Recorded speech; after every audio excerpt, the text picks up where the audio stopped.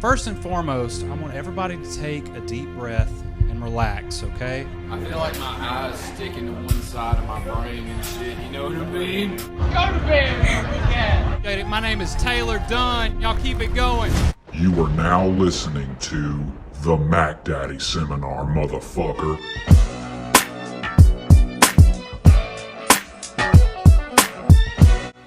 What's cracking, pimps? What's going on? And welcome to episode 42 of the Mac Daddy Seminar. As always, I am your host, Taylor Dunn, and I'm just going to jump right into it, guys. Today, I am super excited because I'm joined by a very esteemed guest, okay? As most of you know, if you've been listening to recent episodes, I've been struggling a little bit with being creative, given the circumstances that our world is currently in, and I've made a couple of episodes talking about it, and then someone reached out to me and asked to be a guest on this podcast. The guest that I'm talking about is my high school theater teacher, one of the very first mentors that I had in performing arts, which led me to pursue a career as a comedian.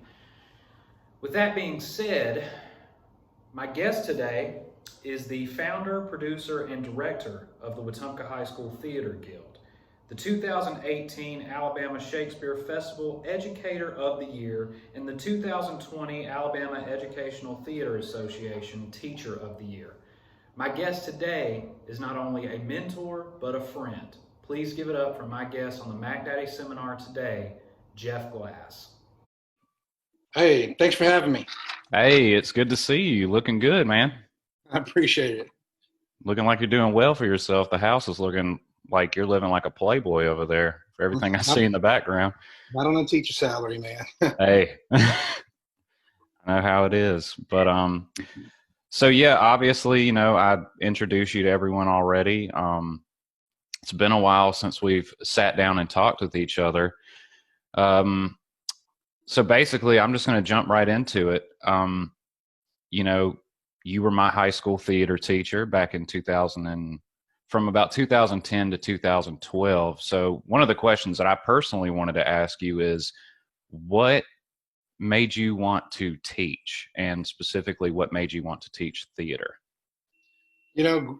Growing up as an Air Force brat, we moved around quite a lot, and during that, I developed I think two traits that lend themselves well to what I do now.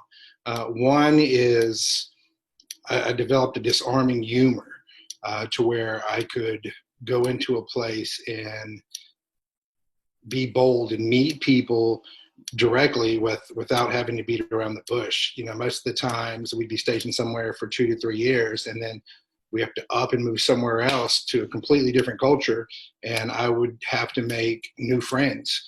And so not being afraid to talk to people helped with that. It also helped me to develop an imagination, which is something that I needed in those in-between moments when I was trying to meet new people. So that imagination, I think the exposure to different cultures, I think the humor that I developed with it went a long way. I've always had this distinct need to tell stories, whether that's as a writer or as a director. I just have a desire to tell stories and to be creative. And theater just seemed to be a wonderful place to do that. I fell in love with it. You get to meet a bunch of different types of people. You get to see a bunch of different types of work. It helps to expand my horizons to make me more empathetic and more accepting of people who aren't like me. And it was a major gift in my life. So I thought it would be a worthwhile endeavor to do the same thing professionally and try to give that to other people. Yeah, I mean, what brought me into it, what made me decide to, get into the performing arts was a little along the same lines. I wasn't a military brat by any means. I was actually raised in a very strict household. We were Jehovah's Witnesses growing up. And it was it was really strict. We didn't celebrate holidays. We, were kind of restricted on what, programs we could watch on television. And I always felt like I had to be the entertainment in the room. So I was always just acting goofy or trying to be funny. And, even as a little kid, I was into that type of thing. But what led me to, join the theater program at Wetumpka High School when I selected it as one of my electives was when I was in the 9th grade, my mom started asking me, like, well, what do you want to do? This is like the time where you normally start asking, what do you want to do with your life? Like, do you have any aspirations, any goals? And at the time, I knew I wanted to do something that entertained people. And at first it was more, something in the sports realm, because being from the South, sports is everything, especially football. However, I wasn't really gifted with good hand-eye coordination or really being athletic or even being that big for that matter. So I came short in the sports department. And then it just became more of like, well, what else can I do? And originally, when I actually joined your class, I had the idea of like, oh, I think I want to be an actor. I think that would be really cool. And I've always loved watching movies, and I had, several favorite actors growing up. So I thought, maybe this could be a path for me. And I thought, what, Wetumpka High School theater department is the first step. So when I joined your class, I was extremely nervous, probably for the first couple of months that I was in the class, because, the upperclassmen had, a lot of skills. They had done plays, they had done different productions, they had been to Trumbauer. So, I really kind of felt like an underdog when I first got into the class. I think people in high school, I was a 2-sport athlete. I was captain of the football team my senior year. I was an all-state wrestler 3 times. I was a heavyweight state championship finalist wrestler as a senior, but also did theater. And I think people think there's this massive disconnect there. The looks that I get from people when they're like, you're the head wrestling coach, which I was for 10 years, and the theater director, like, how do those match up? And I was like, well, maybe I'm, from another time. Maybe I should have been like Greek or Roman, because those were the things that they did. They're not very different. They're both performance based. They're both dramatic. They both have stories. They both have protagonists, which is our team. They both have antagonists, which is the other team. There's a struggle. There's a goal, and there's a climax. There aren't a whole lot of differences between sports and theater, not nearly as many as people think. They just happen in different areas. One happens on a stage, one happens on a field or a mat or a court. They're extremely similar.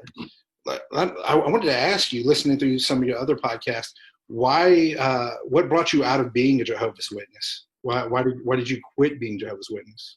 Well, I was born into it. My grandparents on both sides were, Jehovah's Witnesses starting from the, like the 70s when they joined the religion. And then my mother was born into it, as well as my father. And, they got divorced when I was barely even, they might have even been divorced before I was born.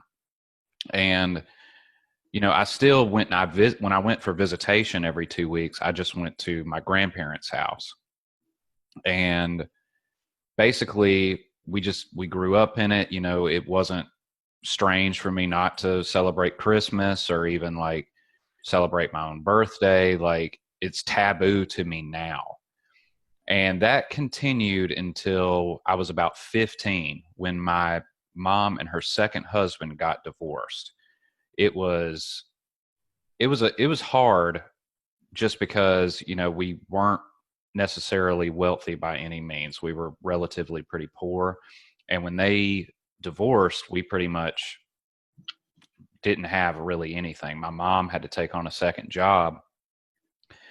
And really what kind of pushed us away from it was, from what I understand, only being 15 at the time, was just the lack of support from the other members of the church.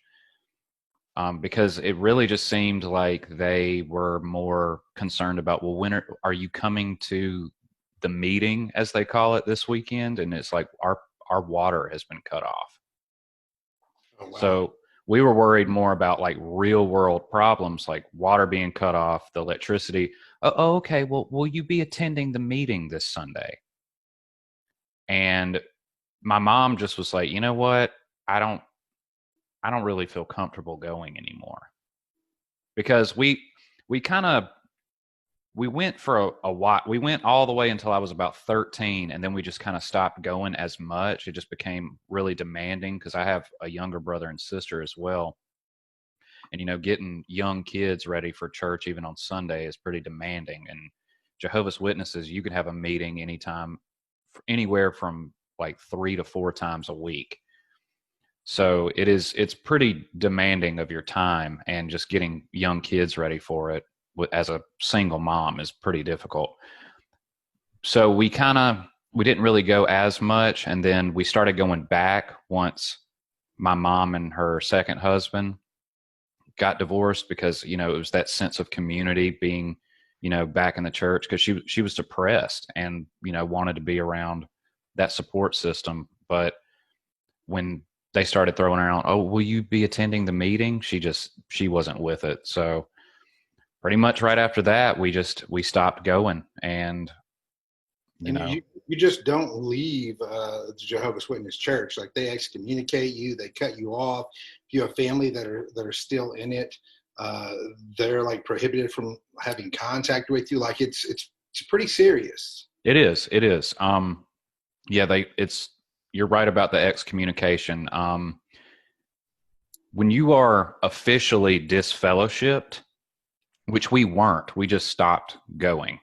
And I don't know what our official status is, like if we've been excommunicated or what. I still have family members who are devout Jehovah's Witnesses that I talk to. But, you know, for the most part, if you were disfellowshipped while you're still an active member, you're not supposed to communicate with anybody during a meeting.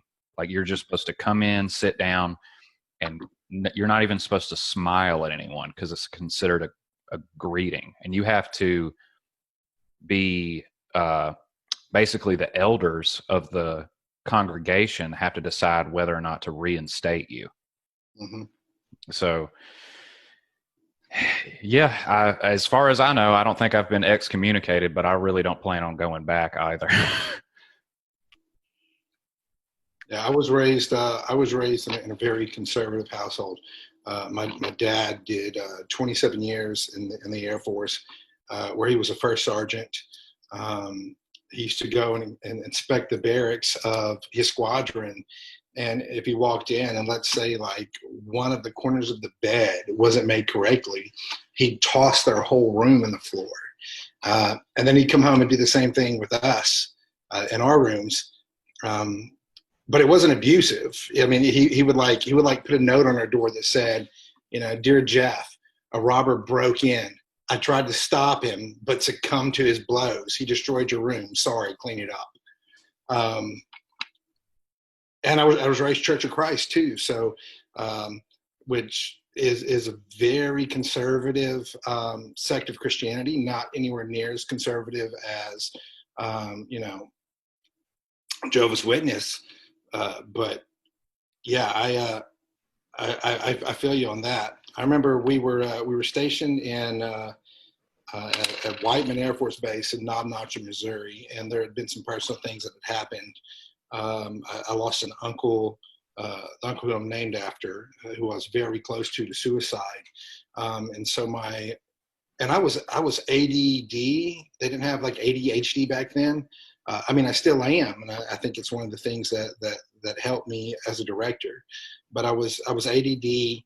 I was dyslexic because I'm a twin, and I was all over the place. And so my parents decided to take me to see a therapist to see if my behavioral issues stemmed from losing my uncle.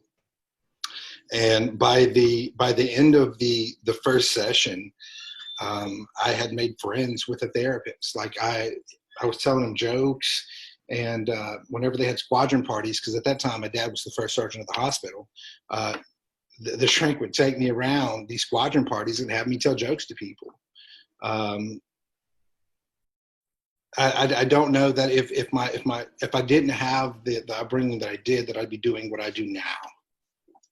Yeah, I feel the exact same way. Like a lot of people, like when I tell them, like my dad was really never around, I'm like, no, this is actually a good thing, because that upbringing is what made me who I am today.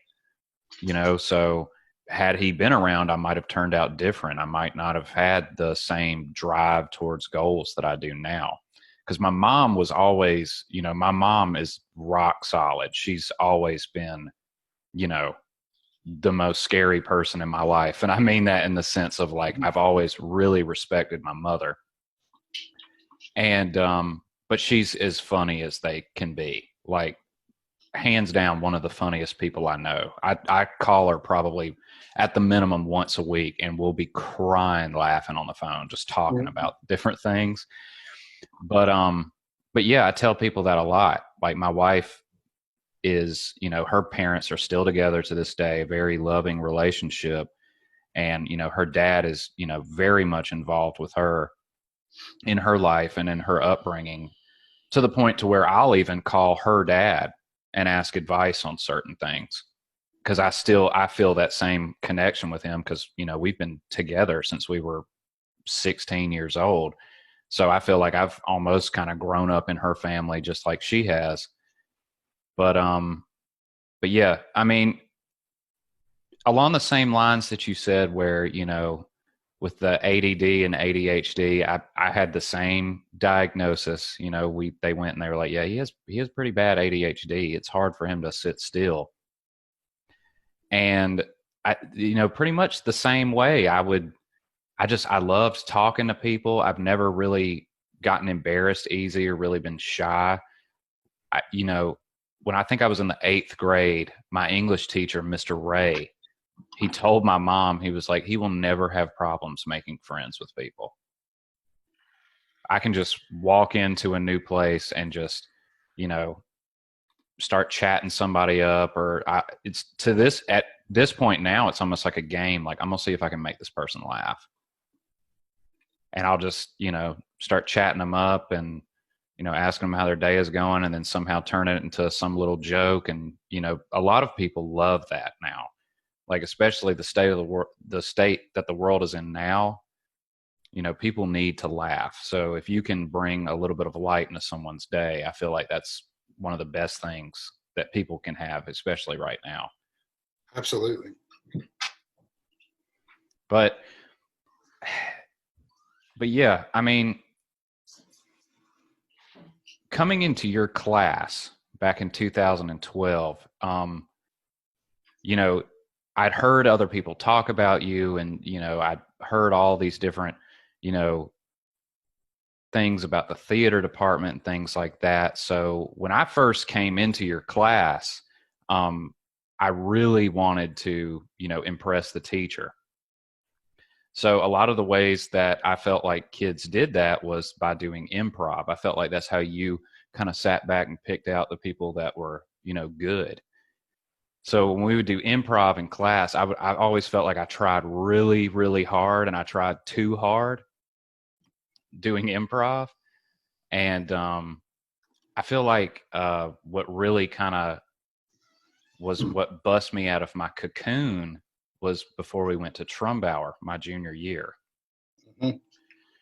Because up until then, I was like, oh, I'm going to finish high school and I'm going to move to California and be an actor. That was the big idea of a 17-year-old growing up in Wetumpka, Alabama. And I remember, you told everybody about Trumbauer and what it was, and you were like, everybody needs to, find a scene that they want to present, and you could do up to 2 scenes. So I was like, a lot of people were doing drama, and I was like, I'm a little bit nervous about doing drama. And then I started looking around at comedic monologues, And I was just like, I can't find anything that I liked. Like, I just didn't feel like anything really stuck with me personally. So I was like, well, maybe I'll just write one. Maybe I'll just come up with one on my own. So I sat down and I jotted down this, I think it was. I remember the piece. Yeah, you were a tree topper angel, right? That was the second year. That was the second one? Yeah. So the first year I was given a speech at my grandfather's funeral. It was for my grandfather's eulogy. Yes. And the whole premise of the piece was, I talk about how terrible he was. And, I'm basically talking about like this, we shouldn't be up here saying anything positive. This guy was a terrible human being. And then halfway through the monologue, he gets a phone call and it says, hey, just so you know, he left you everything he had in his will. Yes. So he just became instantly wealthy right in the middle of this. And then he completely changes his tone. And now he's like, oh, he was such a great man. And I just remember the look on your face whenever I handed that script to you. You were like, you wrote? And I was like, yeah. And you were like, and you had me perform it for the class. And you were so positive in it. You were like, this is good, So that really boosted my confidence because I was like, okay, well, if Coach Glass likes it, then, other people have to like it as well. So I think your reaction to just the solo comedic monologue is what made me write a duet.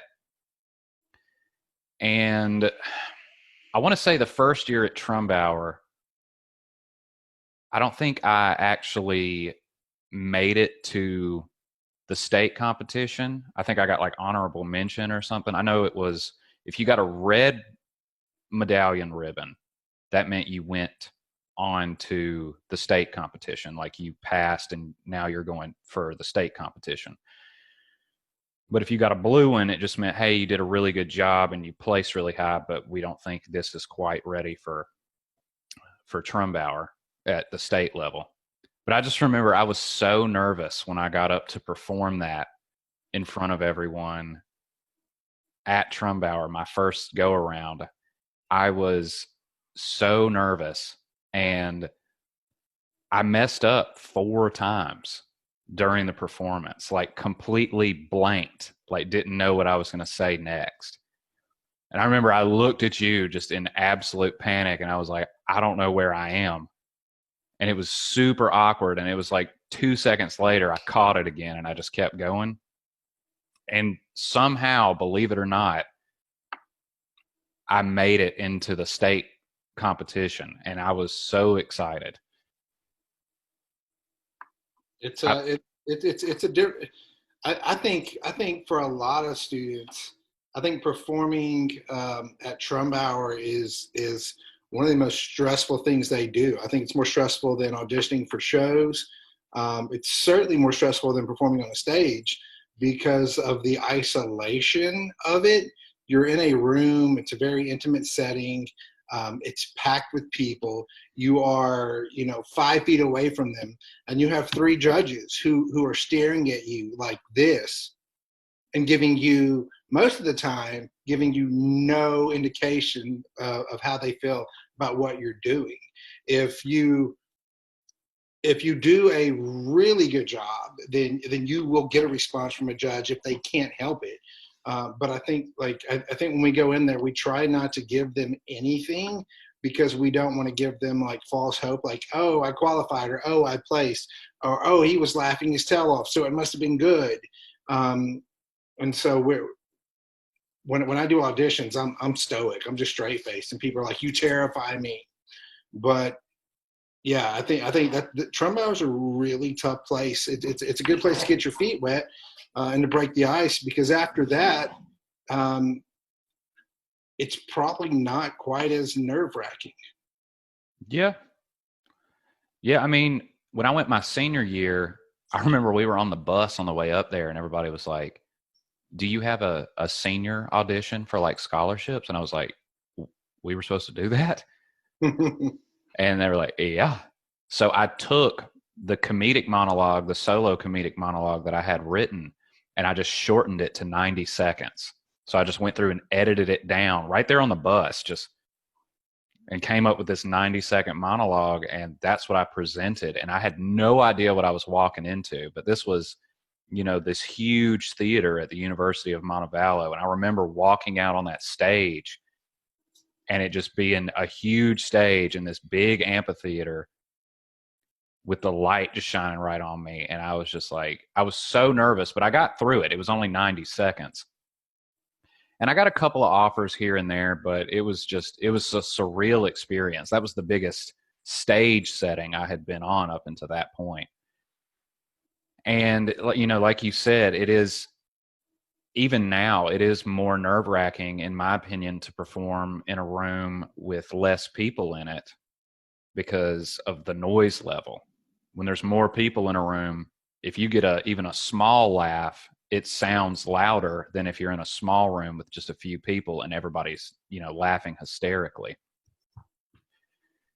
And doing that at Trumbauer and coming up with those pieces that I knew I would have to perform is what really got the gears turning to go into stand-up comedy. Because after that, I was like, I think I'm going to try and be a comedian. And it was like everything kind of came into place where, I'd grown up and I was such a huge fan of Jim Carrey, and, I got a little bit older and I was a huge fan of Dave Chappelle, and I always loved listening to these comedy specials. I remember when I was like 8 years old, I had a Jeff Foxworthy stand-up special on a cassette tape. And I had this like little cassette player that I bought from like the Dollar General, and I would walk around and listen to it over and over again. And I thought it was hilarious. So when I thought about maybe I should try and be a stand-up comedian, because it pretty much follows that same formula. You write a piece and then you perform it in front of people and they laugh. And that was the goal. That was the dream. I graduated. And then it was just a few months after that, I actually went into a comedy club my very first time. It was like 2 months after graduation. And I remember so it was 5 minutes. It was an open mic, but it was a competition. So just like Trumbauer, that sense of competition was still there. And I'm, easily the youngest person in the club. I'm only 18. Luckily it was, you could perform there if you were only 18. They made a distinction because some places you have to be 21 just to get in the door. But I came in and I was super nervous, and I hadn't let anybody hear what I was going to do because I wanted it to be a show for people that were coming to see me. I didn't want them just to see the same thing that I'd, rehearsed in front of them. So like I bought my mom a ticket and I bought my girlfriend, who's now my wife, a ticket. And they came up there with me to the Stardome Comedy Club. And we got there and, they told me where I was going to be in the lineup. And I'm super nervous because like now it's like, okay, I'm doing what I want to do for my dream. This is, my first real time doing stand-up on a stand-up stage. And I remember I was like, I got to go to the bathroom. So I walked through the club, and my dad is standing at the ticket booth. I hadn't seen my dad in probably 9 years. And there he was. And I'm like, okay. So I didn't speak to him yet. I went to the bathroom, and then I came back and I told my mom, I was like, you're not going to guess who's here. And she's like, who? And about that time is when he walked in. So here I am backstage with, people that are in their mid 30s to early 40s who have been doing stand up for a long time, and I'm still wet behind the ears. Like, I don't know what I'm doing. All I've ever done is done theater performances. And now my dad is sitting in the audience with my mom and my girlfriend. And I don't know what it was, but the energy that I got from all of that, I just took that up there with me on stage, and it felt like I was free. for 5 solid minutes. I just like pushed all of that out into the microphone. And that night I ended up winning the competition. Out of 15 people, you know, they selected me to go on to the big show at the end of the year, because they do like the open mic competition, and every open mic they do, they select people who they thought was the best, and then they face off at the end. And I did that a couple of months later, and it was crazy. Like I remember walking out of there thinking like, wow, I just did fantastic my very first time on stage. And that was pretty much all they wrote after that. I mean, ever since then, I've been in love with the art form. Yeah, it's you talk about being the very first time. There's this misconception that people have that you have to be ready before you do something. Now, I don't think that's true at all. I'm not saying don't prepare. I'm not saying don't train. I'm not saying don't get your education. But if you wait until you feel you're 100% ready to do anything, that thing will never, ever, ever occur. There's something to be said about going in and doing something when you feel that you aren't fully trained, or that you don't know everything you should know. Every time we do a show, there's something different that I have to learn, especially technical wise. If I waited until I was ready to do something, I'd never get it done. And I think there are a lot of people who are sitting at home on their couch with these massive regrets about things that they always wanted to do, and they never did it because they never felt they were ready. No, nobody's ready. You just have to do the thing. Yeah, I agree 100%. And I even struggle with it myself at this point. Like, I look back at some of those old videos, and I feel like some of them were so good. And I'm like, where can I get that energy back to do it like that? And a lot of it was just stemmed off of fear and that feeling of, I don't know what I'm doing. Here's the best I got. So now I've become almost like a perfectionist, where I will write a set, even for just 5 minutes, 6, 7, 8 times over the course of a couple of weeks. And I'll rehearse it and just get it even down to like the movements and things like that. Where in the room I'll be looking when I say this. And it, my wife, who's obviously seen me perform probably more than anybody else, will tell me, she was like, you look robotic. You don't look fluid. So that's something that even now, which I say even now, like I've really gone up the ladder of stand-up, I'm still at the bottom, and that's okay. It's a long road to get to be a Dave Chappelle or, somebody in that big of a, in that big of a person. And, I've started to even experiment where I'll go to the comedy club with nothing prepared, and I'll just start talking. And I started doing that when I moved out here, because that was one of the main reasons I moved to California, because the opportunities to do stand up are so abundant, more than what's in the South. Like, the entire time I lived there, aside from going to Birmingham and doing the Stardome Comedy Club, there really wasn't any other comedy clubs or really any other opportunities. And then living in Mississippi for 5 years, there was like one bar that you could go to where they had an open mic night.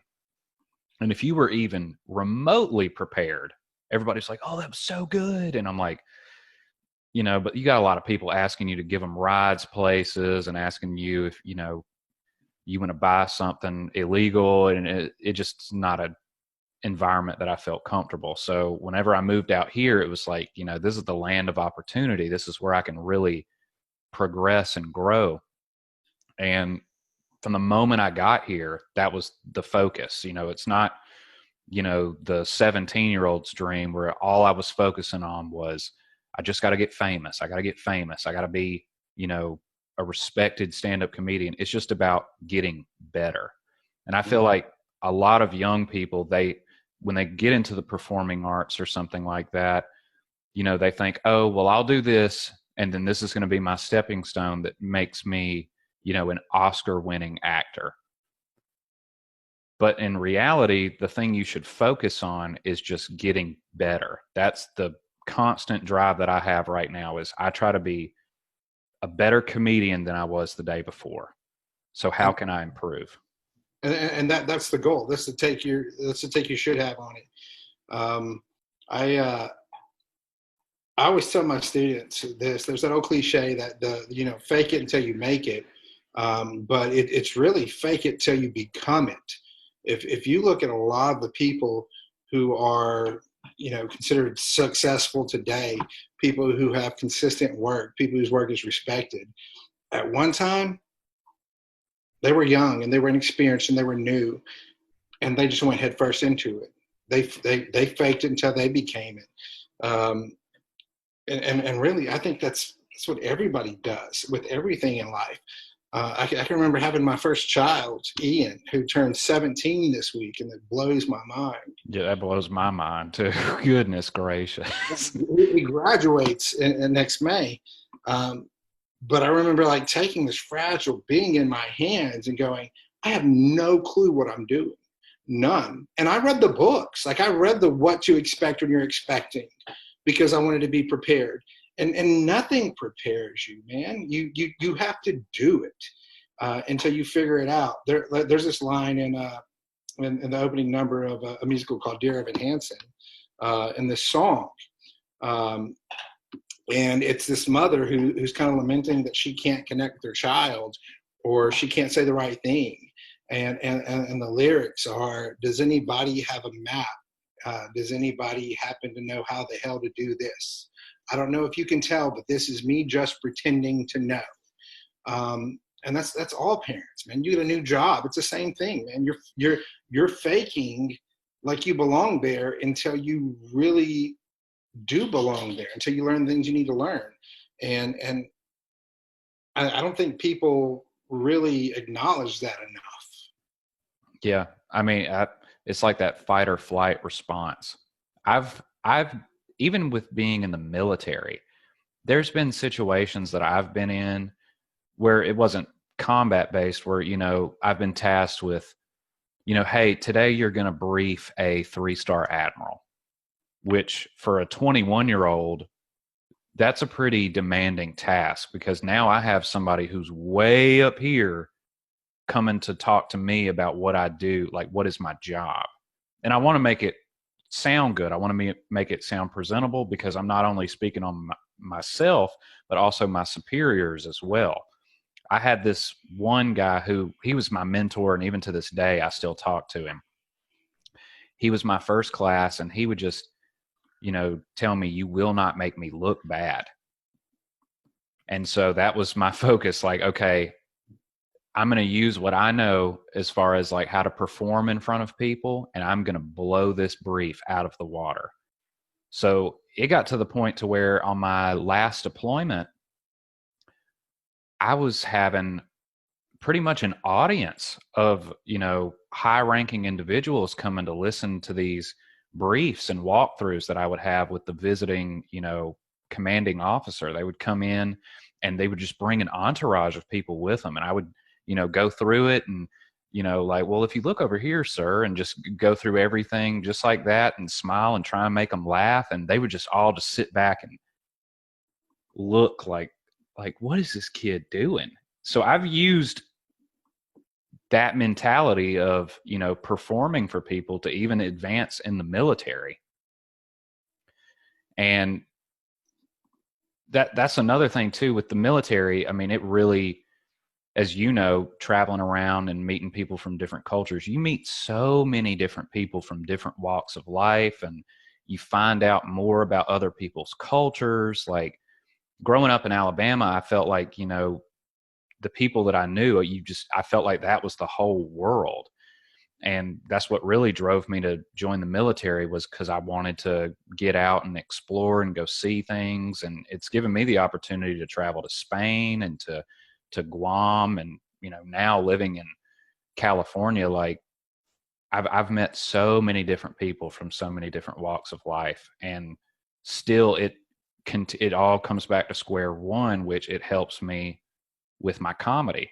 Because, I can talk to people about, things that a friend of mine has told me about Brooklyn, New York, or, living in Wyoming or something like that, because they've told me what it was like.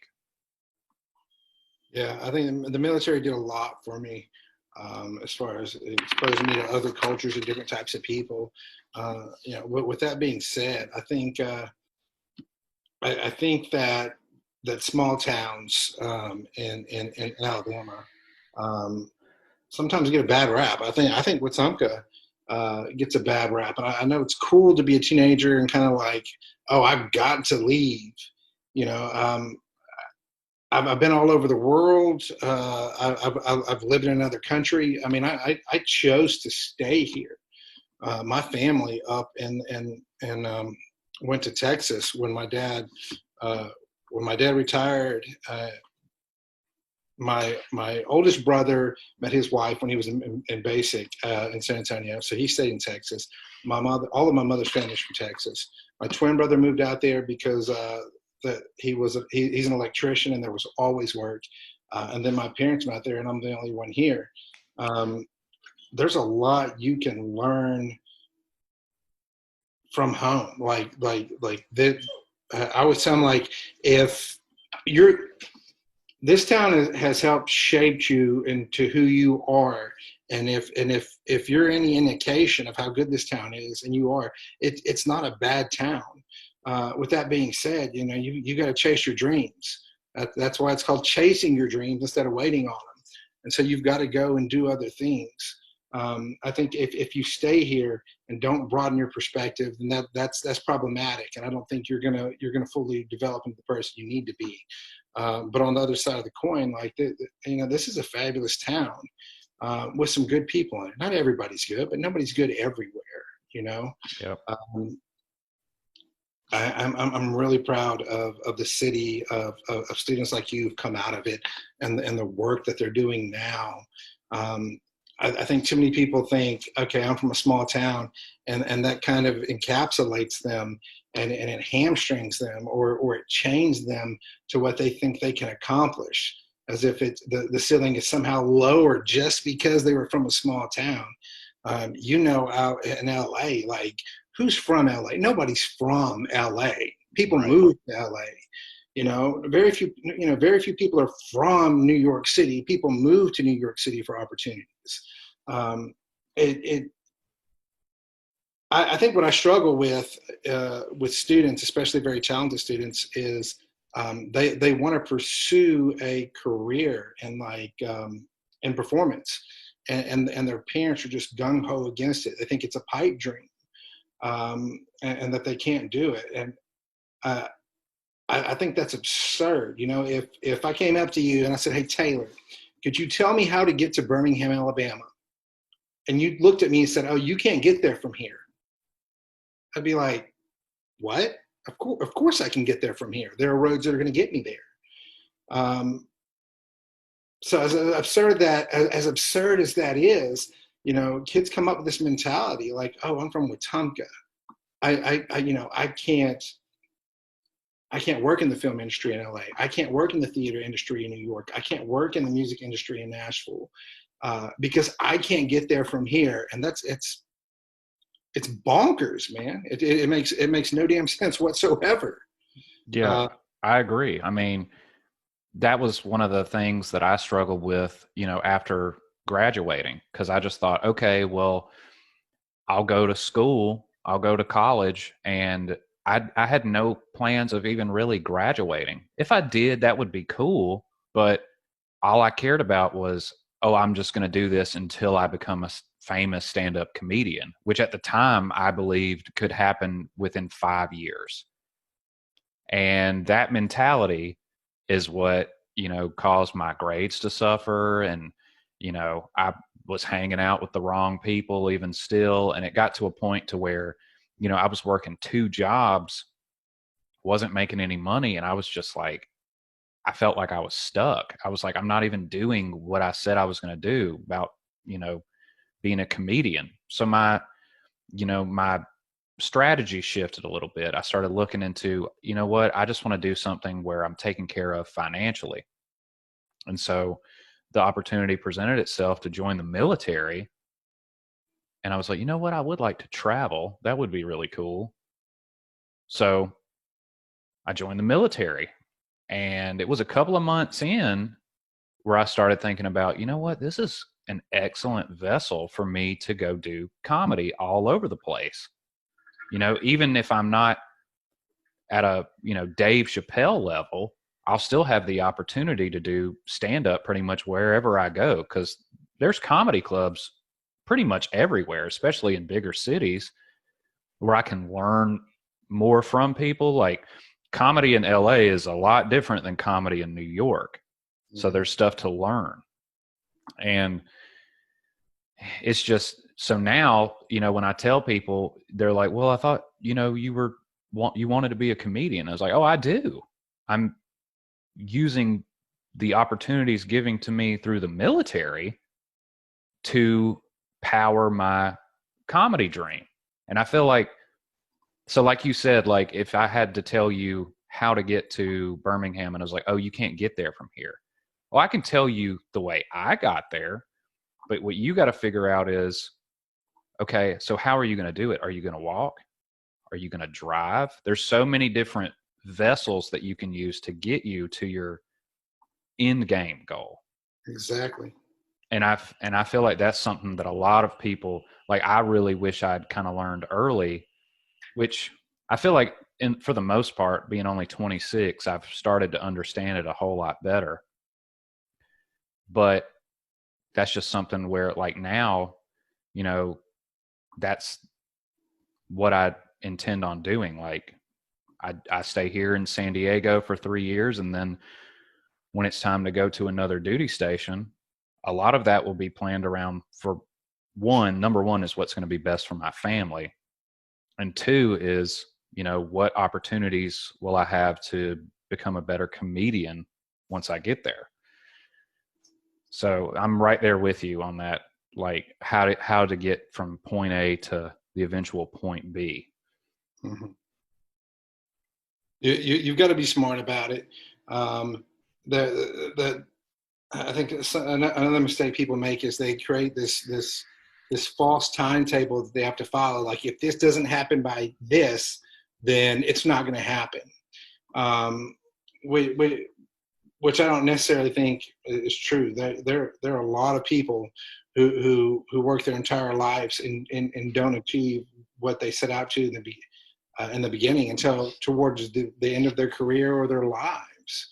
But you got to have a plan. If you're going to have a family, obviously you have to provide for your family. That's your first thing. But you also have to finance your dream. It takes money to do the things that you want to do, whether that's training or performance opportunities. Especially starting out, it's going to cost you something, and so you need a day job to pay for what you hope your career will be, or for that nightlife, or for the performance, or for the opportunities, or for the training. So it's as a teacher, I don't want to hamstring kids and be like, oh, you can't do it. I also don't want to be reckless and be like, dog, this is my daughter's dog, and he will not be quiet. What do you want? No. I'm actually surprised my dog has been so quiet. Okay, this is what I'm going to do. I'm going to carry my computer outside. If you need, no, stop talking to me. Okay. Not you, the dog. He's very vocal. I don't know if he has to use the restroom or what. So, since he's making noise and it's interfering with this discussion, I'm going to let me use the bathroom real quick. Yeah, there are a lot of people though, like aspiring musicians who have to pay for studio time. Well, how do you do that? You work a day job. You got to do what you have to do so you can eventually do what you want to do. Yep, I agree with that 100%. And another thing too is, like, LA is not the place where the magic happens, which a lot of people, even people who are relatively successful in stand up, are just now starting to realize. Like, people that have been, like, for example, what's happening with this coronavirus right now, a lot of people are moving away from Los Angeles because it's completely locked down. Oh, it's the same thing with New York. People are leaving New York because why are you going to spend $3,000 to live in a city where you can't do what you want to do? Yep. And with that, you have to figure out, okay, well, what are my other, avenues that I can create income based off of what I'm good at, which is, for a comedian, talking with people and making people laugh. So you're seeing a huge emergence in podcasting and in, like YouTube clips of stand up, or they just create channels on YouTube, and you can do that anywhere. Yeah, That's you can. something that I wish I had really focused on earlier, because I feel like it would, have really been beneficial for me at this point now, had I started getting on the YouTube train when I was 16 years old. But it's that whole, the starting out and, oh, I've only got 8 views on this video. It discourages a lot of people. Yeah, I can see that. It's, I get, like you said, when you said, you can tell me how you got to Birmingham, but the path is different for everybody else. I mean, and you're talking about, people thinking that like LA is the Mecca, and it might be, but not everything happens in LA. I mean, a lot of the television and film industry now has shifted to Atlanta, because the Georgia Film Office and state are offering a ton of tax incentives to production companies who come out there to produce things. If you want to work in film and television, in this day and age, you've got almost as good as a chance to do that in Atlanta as you do anywhere else. Yeah, isn't that where Tyler Perry, he just built those studios? Isn't that based in Atlanta? I think so. There's a long list. Matter of fact, if you watch credits for any show or film to the very end, a lot of times you're gonna see a Georgia peach at the very end, because we're gonna thank the Georgia Film Office. So yeah, man, there are a lot of paths. There are a lot of different ways to get to where you want to go, and I think you're being smart about it. Sometimes people get very lucky, and let's be honest, that luck is such a massive part of being a successful entertainer. Being in the right place at the right time, to either be discovered or to make a connection to somebody who has an inside path, or knows somebody who does, who can get you on it quicker. I think patience is a virtue. But yeah, I think the way that you're going about it is an extremely intelligent and respectable way to go about it. I definitely appreciate it. I also, when you talk about success, I feel like your definition of what success is changes over time. Oh, yes. When I first got into comedy, the whole grand all be all, I will not stop for anything less, was I want to be in the same conversation as Dave Chappelle, George Carlin, Richard Pryor. And I'm not saying that I won't continue to try to improve to one day hopefully achieve that. However, my goal now is just get to a point to where I can, if I made the same income that I made right now, just solely on entertaining people, I would consider myself a success. Oh, absolutely. Success is a very subjective thing. Some people like to equate it with possessions, properties, houses, Some people like to equate it with their work. Some people equate it with happiness. I try to equate success in terms of significance.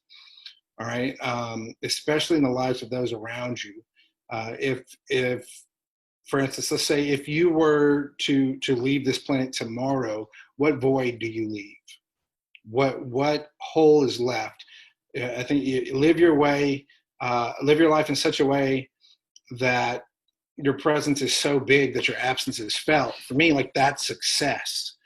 I think there are some people, and I don't know if it's because they had bad teachers or what, but they look at teaching as if it's not an honorable profession, especially people who teach things such as performance. They're like, oh, you must have not made it, and that's why you're there. Those who can't teach, which is stupid. I'm in education by choice. Kind of for the same reasons that you're in the military. I knew that I wanted to be an ever-present factor in my children's lives. And I knew that education would allow me to do that, because when they were out of school, I would be out of school. When they were high school age, then they'd be with me. This was not my fallback. This was not something that like I gave up somewhere else. My first theater job was at a professional theater. It was interning at the Alabama Shakespeare Festival. That is not at that point in my life what I wanted to do. Now, how long? I think I've got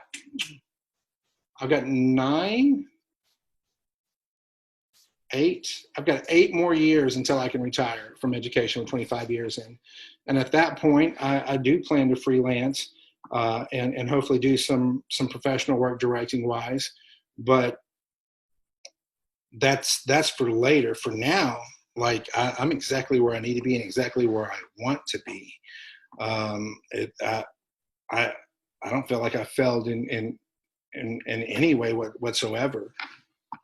Yeah, I mean, I agree. Like, your teaching and your instruction that you gave in that class has spawned out so many people, like you said, that were from that small town, like people like Philip Towns. We talked about you when we did our episode, me and him together, a lot. Like, we talked about that really being like, you're from this small town where so many people look at you and say that this isn't something that's possible for you.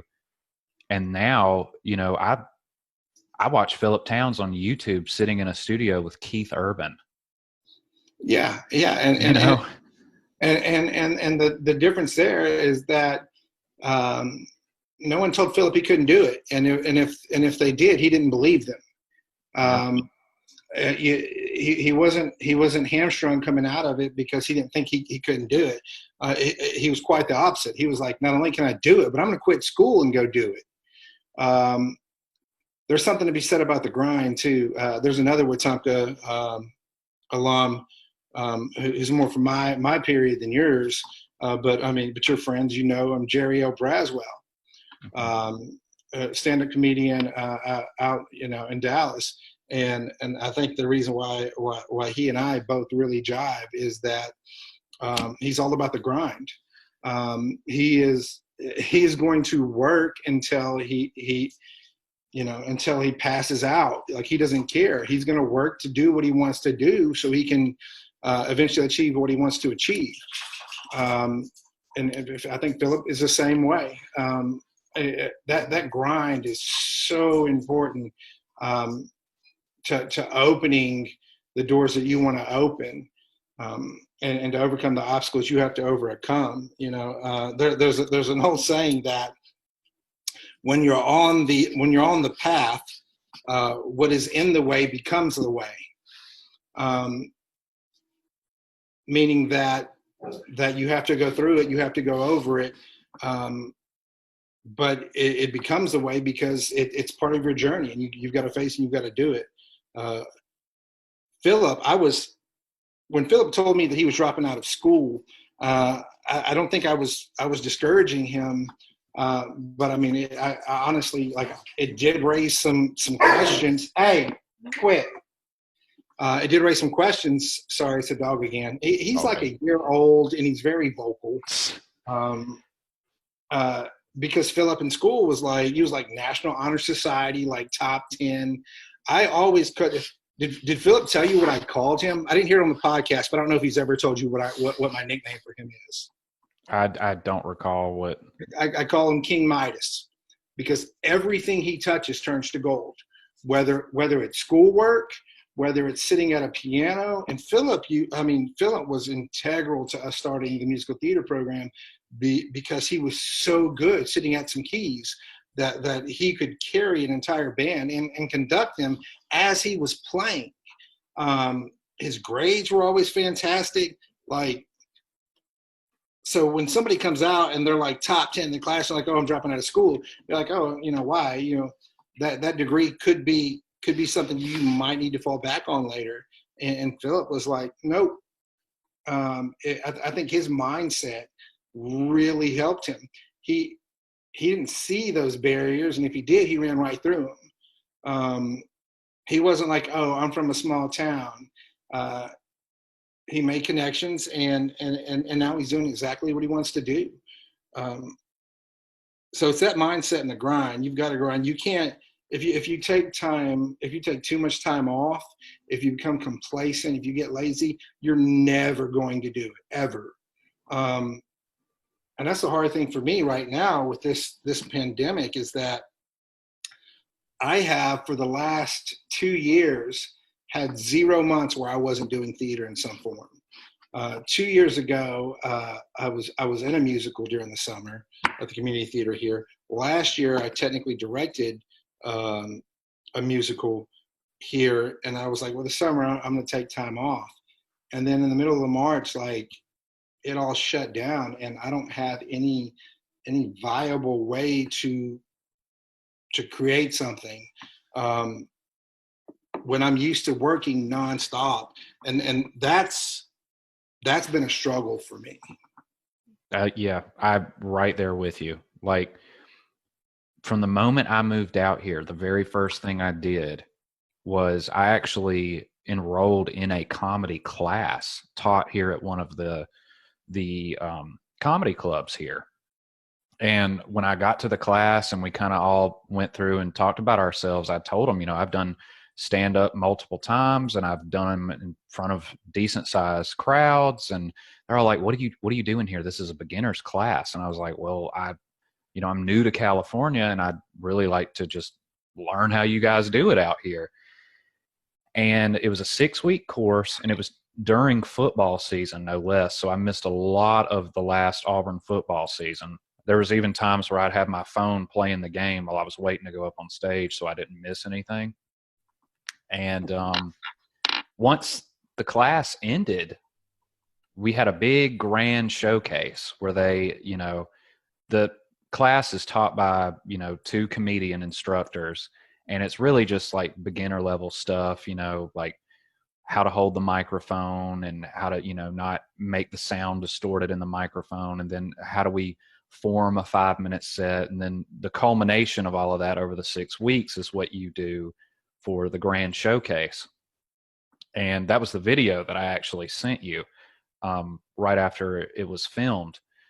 And that performance was like the just gasoline on the fire when I got here, because I had that same like rush of euphoria that I got when I was 18 that I've been searching for, really from the last performance I did when I was 18. I took like a 4-year break because, my goals had shifted. I was more worried about, making an income and making a living than I was pursuing my craft.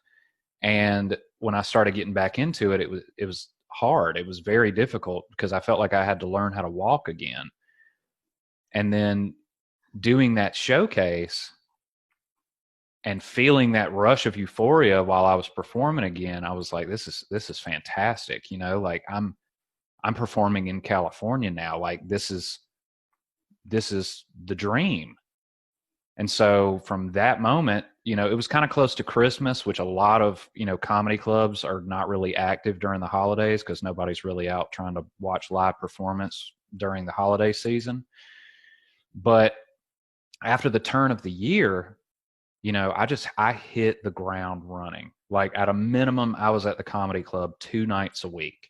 And this is being in the military, having to get up early in the mornings. I would get off work at 4:00, come home, have dinner with my family, and I would call for a spot at one of the comedy clubs here in town. And I would set it late so I could still have that time with my family. So I'd set it between like 8 and 9 o'clock. And I would drive up there or, ride the ferry across, and I'd go do the set, and then I'd come right back home and go to bed. And I was trying to do that as much as possible. And then right here on the island that I live on, which is Coronado, they announced that they were doing a talent show. And I was like, oh, well, I don't know if that's something I want to do, because it didn't sound really luxurious. However, I just said, you know what? Like you said, this is something along the path. Like it felt like there was something in the way, and I just had to go through it. So I was like, you know what? I'm just going to go do it anyway. And I went in and auditioned, and I mean, everybody there at the time of the audition was a kid. And I'm, here I am, 26 years old, sitting there, and I'm going to do stand-up comedy. And I mean, it felt just like Trumbauer, because your audition was in a small little room, and there were 3 judges who actually judged the talent show. And, I was performing up there in front of them, and they asked me to be in the show. And by doing that, I got the opportunity to perform at the theater here on the island, which seats 800 people, and it's sold out. So I go out there and I do, just 3 minutes of squeaky clean, because it was a family event, stand-up comedy. How hard was that for you? Oh, it was different. It wasn't the best reaction I've ever gotten, but that was... You work blue, so I'm wondering what kind of change that was for you. Well, when I started in the Stardome, the open mic competition was pretty much the same way. Like, they didn't want you to go up there and just scream obscenities the entire time and then get off the stage. Like, it was like, hey, whatever you can't get away with saying on TV, you don't need to say it here either. So that same mentality is kind of what, made it to where I was like, oh, I can do this. And I remember I went to the rehearsal like 2 nights before the actual event. And they were like, yeah, so whenever you're ready, because they're doing the mic checks and everything. And it was a huge, like, difference in like who was performing. There were people that were doing gymnastics, people that were, doing performances with a live band, people singing. So they had to get the levels right on the microphones and whatnot. And mine was so easy to set up. All they had to do was hand me a microphone and let me walk out there. So they're like, yeah, just go ahead and, perform your set, and we'll set your microphone levels. And what I had prepared, the people that were in the audience for the rehearsal, I got 0 reaction. So I was like, okay, great. Now I, am second guessing myself, because nobody laughed at what I had to perform in front of 800 people in 2 days. And even one of the hosts of the show was like, do you think you could do something else? And I'm like, this was the day of the event. He says this to me. He's like, do you think you could, say something else? Because it just didn't get that great of a response. And I was like, yeah. So that day, like, I woke up that morning and just, tried to write down something as quick as I could. And I went and performed it. And I didn't win the talent show. There was actually another comedian, a little girl who was only like 13 years old. She ended up placing second, and she was actually funnier than I was. She just, I don't know where she gets it from, but if she stays on that path, she's going to be big. And it was a great experience, but one of the main things I got from it was right at the end of my performance, I turned around and I took a selfie with the crowd. And I posted that on social media. And then a few days later, one of the local comics in the area he DM'd me and asked me how would I feel about shooting a small comedy special here in San Diego. There's a media company out here. It's fairly new. It's called Vet TV, and it's all military based. And they do a lot of like skits and different segments, and it's all revolved around the military. It's mostly comedy and, you know, stuff like that. But they started their own comedy series where they have veterans come in and do 15 minutes, and they film it and they put it on their platform.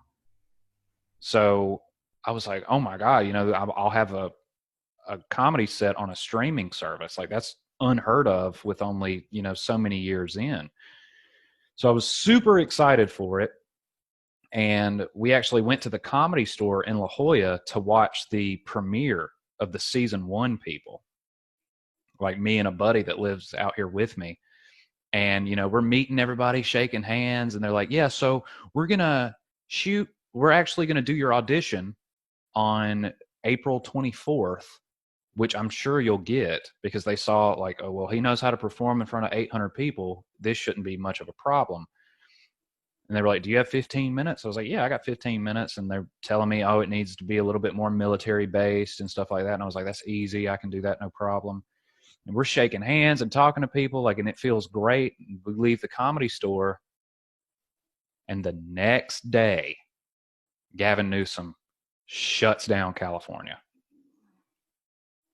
So I'm like, at first, I was like, you know what? This is good. This is good. I can just sit back and focus on writing, which is really the hardest part, is coming up with new jokes. The fun part is going to perform in front of people, but you got to keep coming up with something new. If people have heard the same thing too many times, it gets old. And, you know, here we are, what is it, almost 4 months later, and stuff started to open back up for a little bit about a week ago, but now they're shutting it back down again. Yeah, it's like we don't know when we're going to be able to do what we want to do. And I think not knowing is probably the worst part of it all. The opportunities that my seniors lost and not getting to have their final show just absolutely breaks my heart, because it's kind of it's kind of a therapeutic necessity to go through that process the last time, knowing it's your last time. It's necessary to kind of break away in a healthy manner, especially if you spent like 4 years in a theater guild. And man, we work hard. We work a lot. I think from the time that like you were in it and Philip was in it and Mitch was in it, and Kellen was in it, it's a completely different animal. It's like giving yourself to like a sports team, but year round. And so for it to end as abruptly as it did was just jarring. And it breaks my heart for them not knowing when we're going to be able to do it again. Upsets me, but you know, I like what you said about doing that comedy, doing the comedy piece at the talent show, you know, on your island. Most people probably wouldn't have thought to do that. You know, Philip said something when I was listening to your podcast with him that was profound, and it said that, you know, you have to be present to win. And I mean, I've kind of always taught that philosophy, but not in those words. It's such a direct but profound way. Like, you have to be present to win. If you're not there, if you're not doing it, you're never going to achieve what you want to achieve. And another thing is, you never know where you're going to find opportunities. And I'm not talking about like in this COVID world, but I mean, you don't know what experiences are going to profoundly reshape your life or redirect you. You probably didn't walk into that talent show going, okay, I'm going to do this, and this 15-minute special is going to open up for me. You probably didn't even think of that. And so when it did, it blew your mind. But those opportunities happen all the time in the places that we don't even expect to look. Yep. But you've got to be working. You've got to keep chasing the dream. You've got to embrace the grind for those opportunities to show themselves. Yep, I agree 100%. Back in January, I read a book, and I've suggested it to other people on this podcast. It's called The War of Art by Stephen Pressfield. And it was one of the first books that I've read in a while, and it was profound. It was actually it wasn't very thick, but the way he talks about, as far as like the constant struggle of an artist, like when you say you got to be present to win, like one of the hardest things for me to do is just to sit down and actually write material and feel like it's good enough to go perform it in front of people, because I want to do good every time I go up there. I think everybody has the intention, especially in stand-up comedy, you want to do well. But the thing is, you really don't know how good it's going to do until you get up in front of people. And that's, it's one of the things that he talks about in the book is resistance. And it's that inner voice inside your head that tells you everything negative you need to hear to talk you out of doing what you really want to do. Like, oh, it's raining. I don't think I'm going to get out and drive all the way to the comedy club. I mean, what if I'm in an accident? I have that a lot. But I'm like, well, I'm just going to go anyway. Like I try to push through that resistance and go and do those things. And every time I do that, when I talk myself into doing it, the rewards are like almost instantaneous. Like the day of doing that performance at that talent show, I was like, I shouldn't be doing this. Like, I'm going to make myself look stupid. Nobody's going to laugh at me. It's just not going to translate well because, it's not a comedy show. It's a talent show. So you're going to go from listening to people do their rendition of Love Shack, and then you're going to listen to me try and tell you jokes for 3 minutes, which is actually really hard to go out there and basically explain to people who you are in 3 minutes. And I did it, and I had a great time doing it. Like, it felt good. And, those opportunities, especially at an open mic level, do not open up very often. And so, it gave me this huge opportunity, which hasn't completely been shot dead. I mean, I'm still in contact with the people that are the producers of the show, but they want to do it bigger than they did the first season. The first season they shot in this small little room, and I was actually there when they filmed that one.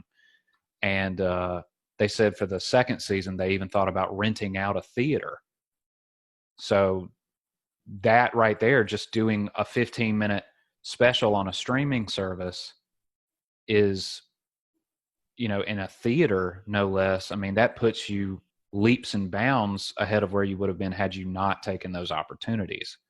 And just a few days after that performance, this is actually the last time I got on stage, was February 24th of this year. I performed in the Funniest Person in San Diego competition. And, it was in a club I'd never performed in before. I'd been in there a few times, but I'd never actually sat and watched a performance. And, I don't know anybody there, and I'm just sitting by myself being quiet, but I'm just still in the back of my head, like, you just ripped it up in front of 800 people. You can do it in this room of 200. And I had to do a long set. I had to do 8 minutes. And I just went up there and just did what I did. And for me personally, I felt like I did great. And I thought I was going to be selected. However, I wasn't. I was a little bit upset about it at the time, but, I think everybody's upset about it now because the competition got canceled because of the whole coronavirus thing. But do you ever struggle with imposter syndrome? Do you know? Do you know what that is? Yeah, like you feel like I shouldn't be here right now. I haven't prepared enough for this. There's people that have worked 10 times. What am I doing at the Comedy Store? Like I don't belong here. Yeah. Oh, yeah. And let me tell you, that performing at the Comedy Store was one of the most nervous I have ever been in my life. Like, I wasn't even that concerned about doing well. It was just, this is like getting in a cold swimming pool. I'm just going to do it, get it over with. So that way, the next time I come up here, I'll have more confidence. Mm-hmm.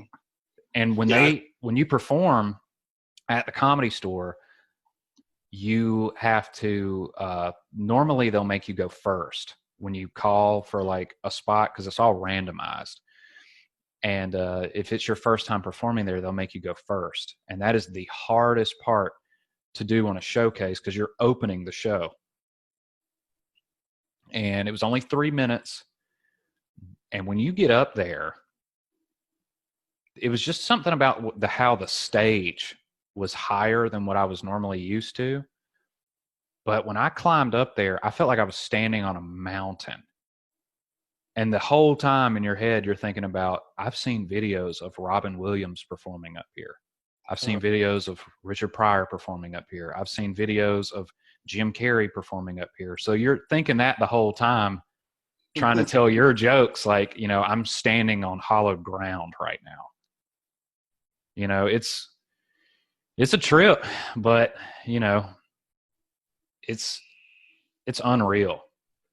And not to mention all the opportunities you have to see all these huge name comics. Like, since I've been here, I've gotten to meet some of my idols. Like, he's not in that, great of a spot right now, but I met Chris D'Elia after moving out here like 2 weeks.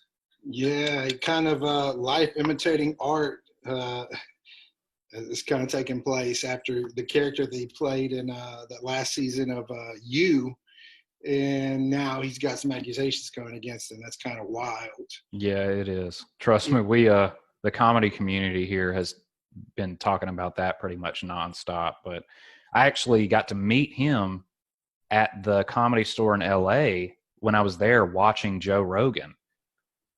And, that was crazy. I hoped I would get to meet Joe Rogan, but he's a little bit more high profile than Chris D'Elia. Chris D'Elia was in the hallway.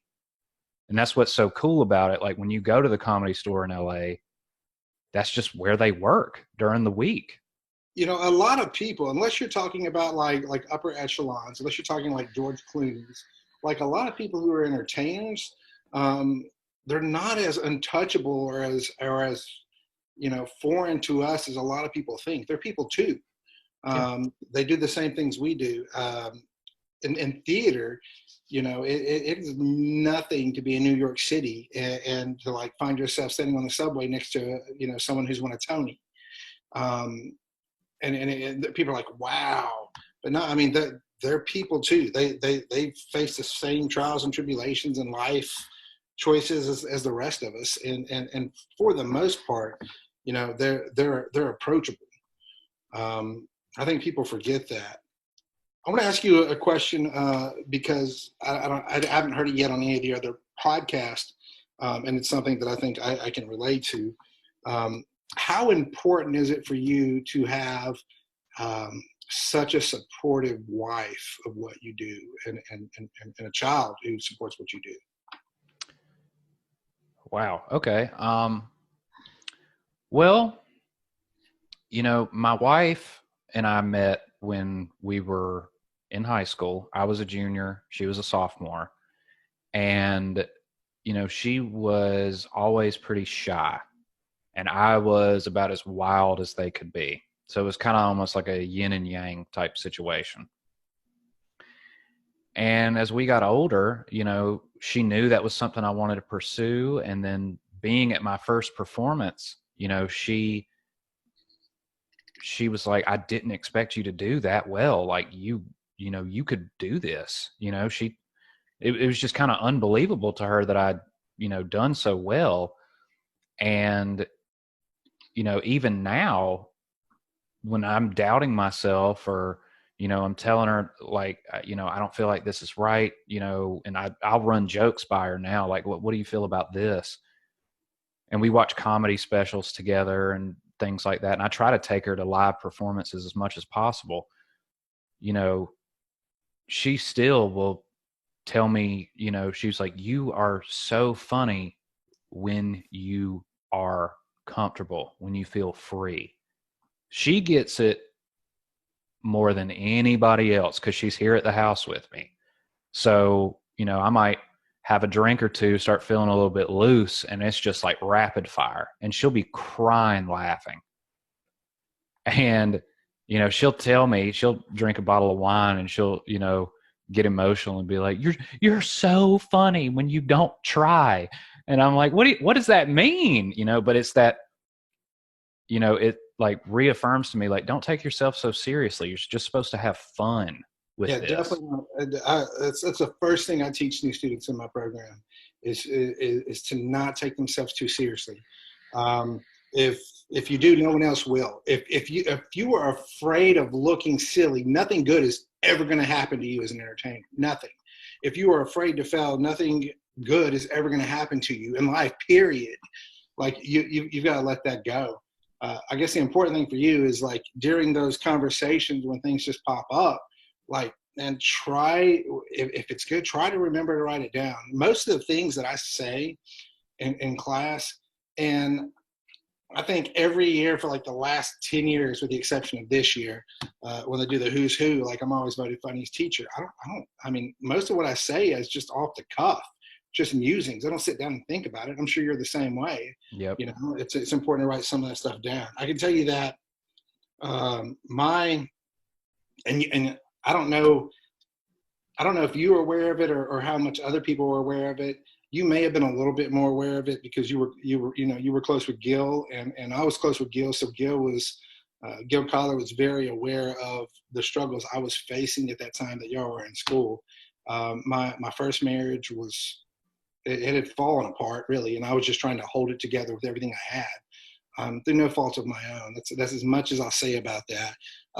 And I didn't have any stability at home. I felt like a single father. I pretty much was a single father. And I was trying to handle it the best that I possibly could and still do what I was supposed to do professionally. And I think I accomplished that. But it wasn't until I met my current wife that my career as a theater educator really started to take off. My current wife, I'd met her before at a time we were both married. I don't know if you remember Coach Dawkins. He was at the elementary school, and then he was a PE coach at the middle school. And he was a wrestling coach before I was a wrestling coach, but it's his niece, and we are nothing alike. The first time she got a job at the school, she came to talk to me, and she walked away, and she said, "That'll never work. He's weird."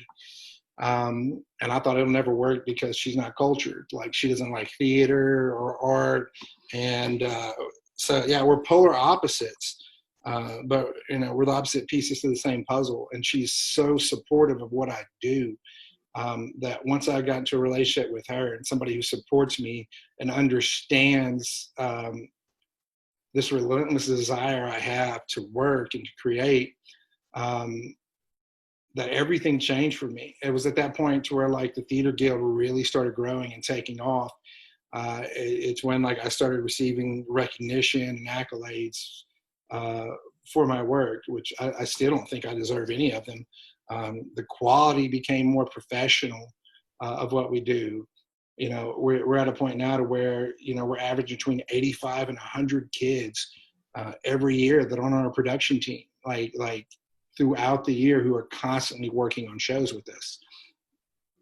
And I'm not saying I did bad work by any means, but having a supportive wife who gets it and who can cover for me on the home front, those 2 weeks before a show opens where I'm working 18-hour days, has made such a tremendous impact on the quality of my work.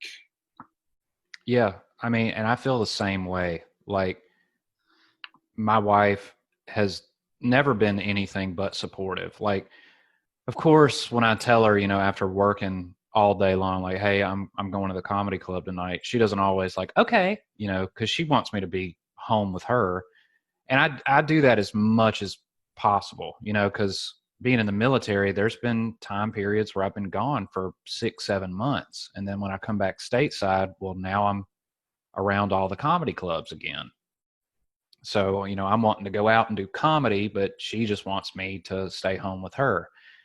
But she's gotten, better with it as time has gone on. And, she's still encouraging. I think she realizes the sacrifices I make in order to balance things, where it's, okay, well, I'll go do comedy this night, and then for the rest of the week, I'll just be here, So I'll tell her in advance, like, hey, I'm going to go to the comedy club Tuesday and Thursday night, but the rest of the week belongs to you. And she's like, okay, we can make that work. So there's it's compromise, but that's any marriage with whatever you do. So she's really supportive, and a lot of my family is as well. My mom is one of my biggest supporters and biggest fans. And then my daughter, who will be 5 in December,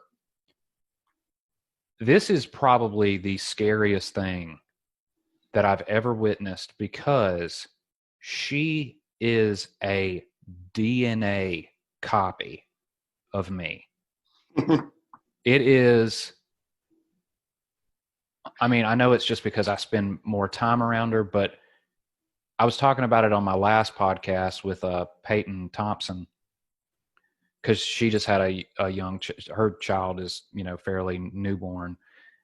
And like just how she walks around the house and like says things that I recognize because I said them when I was her age. And I'm like, there's no way I've taught her that, but she is so based around making people laugh, and like she's not shy at all. She'll get out in front of people and like, hey, look at this dance, and it's the funniest thing. She does it all the time, and she'll even tell me, she'll like, Daddy, I like your funny jokes, and so we'll just sit down here and laugh with each other all the time. And that's one of the biggest things. That's one of my biggest motivators, as far as like whenever I get down and I feel like, okay, I'm in a rut, I'm getting writer's block, or I just don't feel like going to the comedy clubs, I'm having that imposter syndrome. One of my biggest things that I feel like I try to push on myself is, how can I tell her that she can achieve anything she sets her mind to if I do not try? So I may not end up, with my name written on the side of the Comedy Store, or I may not end up, on the Hollywood Walk of Fame or something like that. But what did I do to, continue that pursuit? Because that's the example I want to set for her. I want her to see me and think, you can do anything you want to do. You just have to work for it. And that's a key word you use, pursuit. I think that we're such a goal-oriented people that we often forget that in the end, it's not the goal that matters. It's the pursuit that matters. It's and I have a former student who was a wrestler of mine, Josh McTeer, and Josh was a beast on the wrestling mat. He got the whole year and destroy everybody. And his senior year, he lost in the semifinals when his whole goal for the year was to be a state champion. And he'd only lost one match that whole year. And he was up there, and I was having to like talk him off the ledge, because he didn't want to wrestle through consolations, which is something you have to do in wrestling. Until you lose twice, you're still in the tournament. And I was like, look, I know your goal is not there, but guess what? That goal was the head trick. It was never about the goal. It was about who you became along the way. The pursuit matters so much more than the goal, because without the pursuit, the goal never happens. And if the goal doesn't happen, you're still better for it as long as there's the pursuit. So, yeah, that's a great word, pursuit. I want to plug a book real quick, too, while we were talking about books. I need to get your address. I'll send you a copy of this. Felling Up by Leslie Odom Jr. I sent one to Jerry O'Braswell and another friend of mine, Cornelius Henderson, who is a businessman. used to be in the entertainment industry. It's Leslie Odom Jr. played Aaron Burr in the original Broadway cast of Hamilton, and failing up. It's about how he learned to fail successfully. In the entertainment world, is that you're going to get far more no's than you do yes.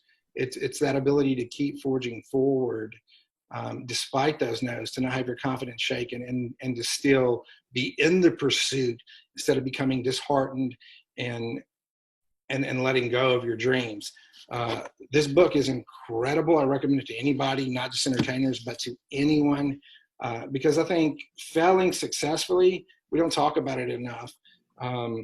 You've got to learn to fail before you can ever succeed, or else you won't keep at it.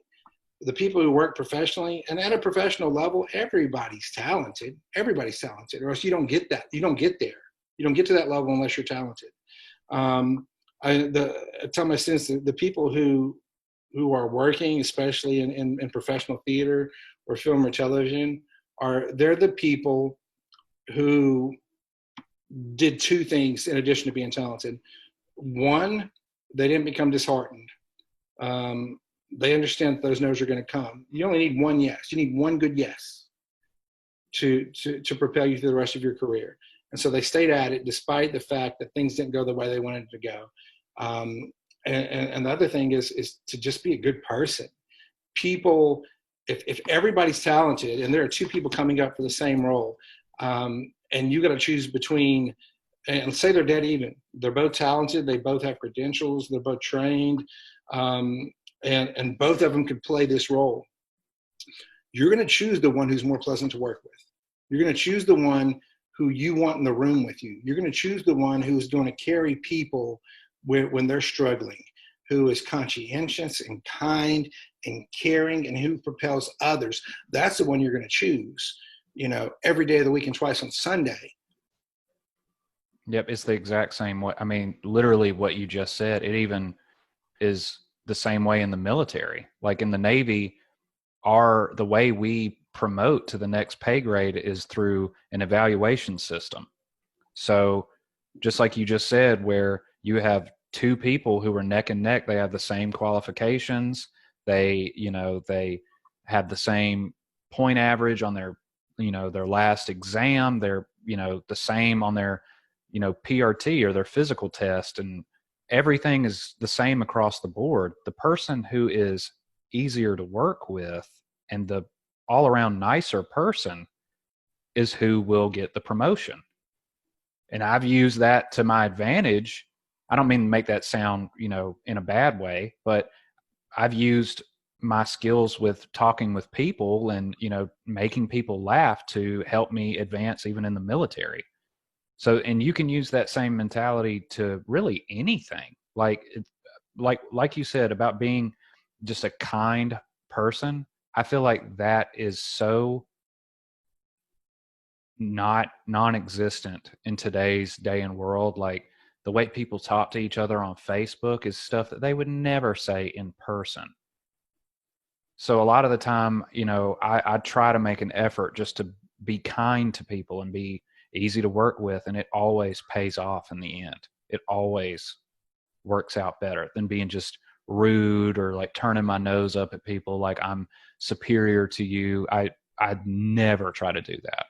Well, especially in the entertainment industry, the person who's checking your coat today or serving your drink or valeting your car could be the person that is sitting in a room making decisions later that could affect you. That could be a casting director. Everybody's, because there's so many people, especially like LA, New York, who are out there embracing a grind, trying to achieve a goal, but they still have to eat. You don't know the person who checked your coat tonight may have a say in a hiring process tomorrow. Like you've got to be kind to people, and that's not just through entertainment. Like that's a life lesson. Like be kind to people, be a good human being, and good things will happen to you eventually. It's not overnight, but it'll happen to you. And that's one of the things. Like teaching theater, I think a lot of people who don't understand it, they see it as frivolous. They think, okay, you're just dressing up and playing pretend, but they don't realize like the things they learn there, such as like conflict management, time management, creative thinking, collaboration, communication skills. I mean, sure, I've got former students like you and Christian Williams, and and Josh McTeer and Mitch Wallace, who are chasing entertainer dreams, but I've got countless others who are not. But when they leave my classroom, the skills that they learned in theater translate to every profession that they have. I've got former students who are successful nurses, successful bankers, successful lawyers, successful teachers, successful parents, contributing members in their community. And what they learned in theater serves them through all of that. It's not frivolous. It's not dress up and pretend, man. It's life skills. And there's a term that people use these days in education about skills that you learn in electives, and they call them soft skills, but they're not soft skills. They're hard skills that transfer to almost anything else that you want to do. I agree 100%. I feel like anybody will tell you a lot of people's biggest fear outside of death is public speaking. So when like my father-in-law is a perfect example. He's a lot more repressed, and he doesn't, he's, not really a big talker, but he is in a pretty big position in the company that he's with. And he always says, like, sometimes I have to give a presentation to, 100 people, and I am nervous as a cat, but I still do it. He's like, because it's my job. I mean, I could talk to Congress with the 12 apostles there and not have a problem at all speaking to them. I don't get those nerves. I think if I don't perform a whole lot anymore because directing takes up so much of my time, but when I perform, I think there's a small amount of nerves that go into it, a very small amount. But I think they're there because I put them there because I need to use it for my energy when I get on stage. I have zero problems talking to anyone. And that confidence alone pays dividends. People appreciate that. And there may be times they see me as more capable than I am because I have no fear about that. Now, film, not so much. The thing about film is permanent. It's record. I've shot commercials before. I do get a little bit nervous about that. Last year, I had the opportunity to do some voiceover work in a documentary. And you get nervous about that because it is permanent. So whereas live on stage, that's fleeting, it's ephemeral. It's not, the only record that people are going to have of that are their memories, and our memories play tricks on us all the time. But yeah, I don't have any qualms about talking to anybody, just about anything. Yeah. And I mean,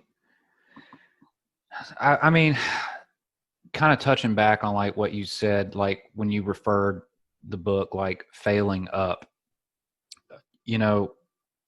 I feel like there's so many resources, like when you need that extra push, because sometimes, even your support system within your family, it's not enough to push you towards those dreams and aspirations. Sometimes you still need something else to push you. So I listen to motivational videos. Like I have several motivational speakers that I'll listen to when I need to like amp myself up to do something. Like one of my absolute favorites, he's a motivational speaker. I don't even know if he's still alive. His name is Les Brown. And all of this stuff is easily accessible through like YouTube. I'll just sit and I'll listen to, a 15-minute segment, and it'll amp me up. And like even some of my favorite performers have, things that I constantly will go back to and listen to. And one of my absolute favorites is one from Jim Carrey. He gave a commencement speech at a college a couple of years ago. And one thing that he said that has stuck with me still to this day is he talked about his father and how funny his father was growing up. And that was really his, first inspiration to do something funny. And he said, however, his dad didn't think that being a comedian was in the cards for him. So he took a safe job at a bank and was later laid off from that job. And so what he said that stuck with me is, you can fail at something you hate, so you might as well do something that you love. Amen. And so that's what I continue to try to do. And, that's all I can hope, is that I get better. And at the same time, I set a positive example for the people around me.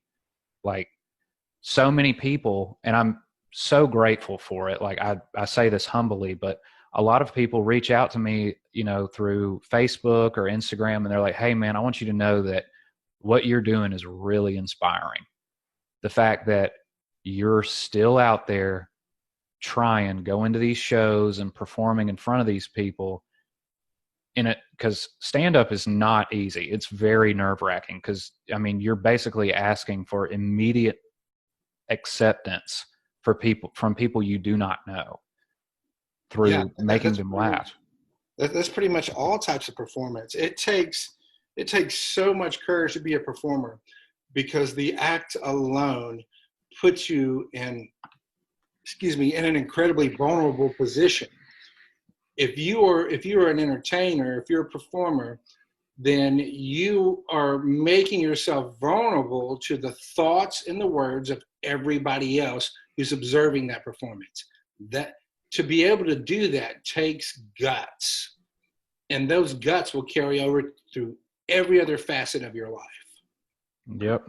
And I feel like a lot of people who aren't really, involved with the arts, when they come to a comedy show and they see somebody who bombs on stage, who just tells a joke and it doesn't hit, and they immediately start getting nervous, and it just completely ruins their performance. They don't understand that, okay, he had a bad performance tonight, but maybe tomorrow, maybe this, bombing performance will push him that much harder, and tomorrow night he will absolutely destroy that room. It's like my wife, she hates watching people bomb. She's watched me bomb a couple of times. And like, we watched The Joker back when it came out, and when he's up on stage and he's up there just bombing horrifically, she cringes. She's like, I can't take it. I can't. And I'm like, no, this is good. Like, when you watch people bomb, it's, especially when you bomb yourself, that is like, you learn so much from bombing. You learn more from bombing than you do from doing well. Like, I really don't even know how to describe it, but like, it's the same way in everything. And I always tell my students, if they bomb an audition or a performance, like, you learn, and it's one thing I always tell my wrestlers, is that you learn way more from a loss than you ever will a win. And so being able to fail and to be able to learn from failing is what makes you stronger. The hard thing is that when you see professional entertainers, you're seeing them at their peak. Like, you're not seeing all those times when they were developing their craft. And so it gives this false impression that they were born experts, and no one's born an expert. Like, they've failed, they've bombed, they've lost, they've bombed auditions, they've lost jobs. Like, what you see is them in their ultimate form. You weren't privy to their entire journey. And if you were, you would see that their journey is just like every other person who is struggling right now. That they had the fortitude to stick with it is the difference. Yep. I agree 1,000,000%. Like, and that's what I think is so interesting, is watching people's like ascension. Like, when you watch old Dave Chappelle, he's my absolute favorite comedian. As far as stand-up goes, he is, at the top of the mountain for me. He's my number 2. Who's your number 1? My number 1 is probably my number 1 artist of all time, actor and comedian. is Robin Williams. Yeah, he's right there. He's on the Mount Rushmore for me as well. I'm a little older. I mean, I'm older than you are by like 14 years. So like I grew up on Mork and Mindy. And then I think one of the films that was just so impressionable in me becoming a teacher was like Dead Poet Society. Like his stand-up. And that's the funny thing is like being raised in a conservative household, like my parents didn't drink, like they didn't swear. We still watch stand-up on HBO. I can remember being 5 and watching Eddie Murphy's Raw and hearing my dad laughing, you know, and like, like he couldn't breathe. He was laughing so hard. And then after it was like, okay, don't you repeat any of this. Okay, I won't. And of course, I probably did repeat it. But yeah, Robin Williams, just, I think he's just a special soul, just that frantic energy that he brings to a stage. You have no clue what he's going to do, where he's going with it. And then I think people forget that like he's a trained actor. Like the guy went to Juilliard where his roommate was Christopher Reeves, the Superman of the 80s. His stand-up, it just gets me. And it's like a roller coaster because you never know where he's going to go with it. And when you think you do, he takes another turn. That kind of energy, that he was just made different from everybody else. Yep, I agree. A lot of non-actors have this conception that tragedy, like drama, is hard to act, but comedy is easy to act, and this couldn't be further from the truth. The truth is that comedy is harder. Tragedy is universal. Comedy is not. All right, comedy depends on locale. It depends on timing. It depends on delivery. And if you can master those, everything else for acting is a piece of cake. That's why Robin Williams is one of the quintessential dramatic actors, while also being one of the best comedians to ever live. I agree 100%. Like one of my absolute favorite Robin Williams movies is Mrs. Doubtfire. Oh, like yeah. I watch, and that's one of the things that I enjoy most about being a parent is I can show my daughter these movies and these films from my childhood that have shaped me into who I am. And now she can watch it and I can, listen to her interpretation of it. I know she's only 5, but, like Mrs. Doubtfire is a family movie, and a lot of that stuff I was watching at those ages too. Like Jim Carrey movies, like she loves The Mask. She loves Ace Ventura. She loves Liar Liar and all of these movies. And like we watched Mrs. Doubtfire the other day and I just sat there and I've probably seen it 30, 40 times throughout my lifetime. And it's still just like, God, this is such a great performance. And it's such a simple concept, but he just absolutely embodies that role. Like you see a clear distinction between Robin Williams and Mrs. Doubtfire. Like I don't think that, oh, this is a woman or this is a man dressed up as a woman. I just see Mrs. Doubtfire. It's kind of like the same as like with Medea.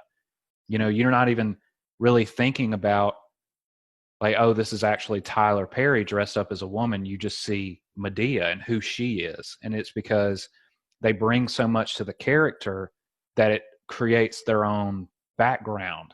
And you can, you get what I'm trying to say. Oh, absolutely. And to the same effect, like even like with Heath Ledger's Joker, what I'm like, I watched that just the other night. And every time I watch that, it leaves my jaw on the floor because he became the Joker. It's like that was the role he was meant to play. I think it may have cost him his life. There are several people who think that the emotional stress that he took on in that is what led him to using opiates the way he did. And as an actor, you take on these characters you become, and even when you do it in a healthy way. If I was ever acting in a show that had some, very heavy subject matter, like, man, it's taxing. Even directing a show with a lot of heavy subject matter, when it's over, it's a relief. You can't portray real life unless you can portray real feelings.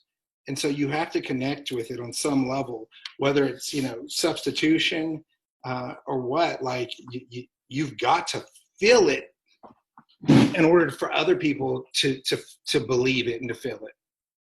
Yeah, I agree. Like Jim Carrey, touching back on him, like his performance in Man on the Moon was, I mean, that changed who he was as a person. Like, I watched the documentary about it and I didn't realize it because at the time that I think Man on the Moon had come out, all I saw was, oh, it's a Jim Carrey movie. And my parents were like, so you saw the documentary where he's pretty much running around as Andy Kaufman and doing all the characters. I saw that too. What was the name of that? I forget the name of it. I could probably look it up, but it's pretty much method acting to where, like, he is being Andy Kaufman. Like, you can even address him in the room as Jim Carrey or he wouldn't talk to you. Yeah. Like, he even had, like, he sat down and talked to Andy Kaufman's daughter as Andy Kaufman. Like, when he was not in makeup, he would show up to the set with a bag over his head. And when you look into who, like, Andy Kaufman was a genius comedian. Like, he was a completely different character. He was Tony Clifton. Oh, yeah. And there's so much stuff that's revolve around that story where people don't really think that he's passed away and, like, things like that. Like, it's just absolutely bonkers. But to see him get into that role like that, and then there's a lot of things that even in comedic performances for Jim Carrey, and Robin Williams falls into those same lines where, like with The Grinch, like, I don't see Jim Carrey. I see The Grinch. You know what I'm saying? Like, it's like Dustin Hoffman and Johnny Depp. When you see a Johnny Depp movie, you don't see Johnny Depp. You see whoever he's playing. I mean, that's a great right there. Dustin Hoffman too. You don't typically see Dustin Hoffman. You see whoever he's playing. Those are next level performers. And just like Robin Williams, I think it's what makes Jim Carrey such an incredible actor, is that he understands comedy and executes it so well that everything else for him, he makes seem effortless. Yeah. I mean, and then to touch back on what you said earlier in this episode, where you talked about, it's definitions of success, and, like, you said you feel like the real measure of success is significance. So when you look at, like, in my realm, when you talk about stand-up, you talk about who are the most successful comedians. I mean, it's all subjective. Who do you put at the top is different than who I put at the top. And it's really just based off of what they did and how it relates to you. So like you talked about Eddie Murphy. Eddie Murphy only released 2 stand-up specials and is revered as one of the best stand-up comics to ever touch the microphone. I mean, he mostly had a film and television career, and that's really what kind of branched him away from stand-up. And it was recently, like in the past year, he talked about coming back to it. And it looked like this was going to be his year. And I was very excited for it. My wife was excited for it because, we live in a big city. So if he's going to perform anywhere, it's going to be in around big cities, because he couldn't perform in a comedy club. He's Eddie Murphy. Everybody in there the place would sell out in a couple of seconds. And there'd be people just waiting outside just to see him. So he would have to do arenas. And I just wanted to be able to say, like, I got to go see Eddie Murphy perform live. But I don't know, like, I still watch Raw and Delirious like all the time. And I can't wait till my daughter's old enough to be able to show her that. It's a little bit too blue to show to a 5-year-old, but well, I watched it when I was 5. which just blows my mind considering how conservative the household I was in growing up. I still remember the bit about, his dad working at a toy factory, and so they didn't have any money. So, like his dad, wearing like a Twister like board for clothes. Like it's the perspective that he brought, and really all the great comics. It's about perspective. I said earlier about why it's important to me to tell stories, because if you think about it, there are definitions of who we are. We are the story that we've lived. We are the people that we've met. We are the shared experiences that we've had with others. And comedy is no different, man. Comedy is the telling of a story. It's a perspective. And the ones that are true tend to be the ones that are the funniest. Yep, I agree 100%. I'll sit there for 2 days and I'll make up a story. Like I'll make up something and be like, oh, guess what happened the other day? And it'll be a complete fabrication. And I'll be like, this doesn't quite do it. It's just missing something. But when I talk about, something from my childhood, like with a friend, and I telling them this, they'll be laughing the entire time. And I'm like, I got to write that down. And it's not even necessarily positive things. That's normally where the best jokes come from like negative experiences, like my dad being an alcoholic. I've written jokes about that. I've, written jokes about being a Jehovah's Witness and, living in the South. Like I try to, whenever you have those like moments where you think about something and you haven't thought about it in years, I find that those are like, as far as joke writing goes, that's where the best material comes from. When you're like, remember that time when, and then you sit there and you tell somebody the story and then you're like, oh my gosh, that's a great premise for a joke. And so I try to go back and write that down and try and get it just like I told it to them. Because that's one of the big things with stand-up, and I'm sure it's the exact same with even theater, is the connection you can have, not just with the audience, but with the individual that's sitting there. Like that's something that I just really learned recently is, with eye contact, like, yeah, I'm in a room with 300 people, but I'm talking to you. And this is what, makes the performance better. Like when I went to go see Donnell Rawlings at the Comedy Store, I was sitting right in the front row, and I was so excited because this is Dave Chappelle's right-hand man. And I'm not, just a huge fanboy of Dave Chappelle. Like I like Donnell Rawlings as well. When he spoke to me during the middle of his performance, he asked me if I was a cop because of my haircut. And I was like, no, I'm in the military. And, he started riffing with the audience and he was like, what branch are you in? And I was like, oh, I'm in the Navy. And he was like, is anybody here in a real branch of the military? And he made a big joke out of it. And it was really funny. And then just getting to talk to him after the show, and telling him like, what you and Dave did on that show, on the Chappelle show, it made me want to pursue comedy. Like I remember being at my dad's house when he wasn't in jail, and they had, cable, so I could stay up late and I could watch the Chappelle show uncensored. And that's like one of those core memories that I think about, being 9 years old, sitting there, staying up late, watching this, dirty show on Comedy Central. And now I'm getting to meet one of these people. And it is some of the best sketch writing in history was on the Chappelle show. I mean, groundbreaking. That certainly matches the best. The Chappelle show holds its own with the best of SNL. I mean, it was incredible. Clayton Bigsby. Oh yeah, that's one of my favorites.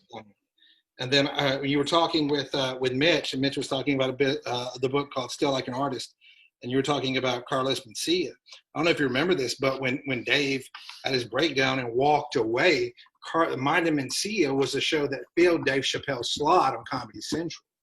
That was his springboard until Joe Rogan started calling him out, and you started seeing these clips of like other people telling jokes, and then Mencia almost word for word saying the same joke, and it completely destroyed his career.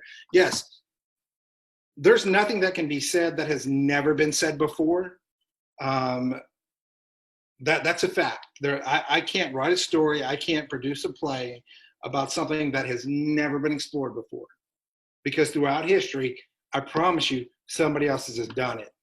But it's the method in which you do it and the perspective to which you bring that makes that piece of art worth creating again. And I don't think Mencia changed his method or his perspective. And I think it cost him his career. And the guy was funny. He had great instincts. I don't know why he just reached for the lowest hanging fruit instead of doing his own thing. But yeah, Mitch, the word steal, I think, is kind of loose. Like, don't go stealing other people's work, but use it for inspiration. If I'm designing a set, I mean, if this show's been done 1,000 times, I'm not going to be able to build a set that no one's ever seen for the show. But I can borrow inspirations from other ones to create something completely new, this mixture of them all together. I mean, Shakespeare wrote one play that was not based off of anything else, and it was The Merry Wives of Windsor with Falstaff. Every other play that Shakespeare wrote, and he's still, without a doubt, the greatest writer of the English language throughout the history of the planet. His source material came from somebody else. Yep. It's not the story that makes Shakespeare have such longevity. It's the way in which he told the story that gives him longevity. You can't create anything new, but you can tell it in a way that it hasn't been told before. Right.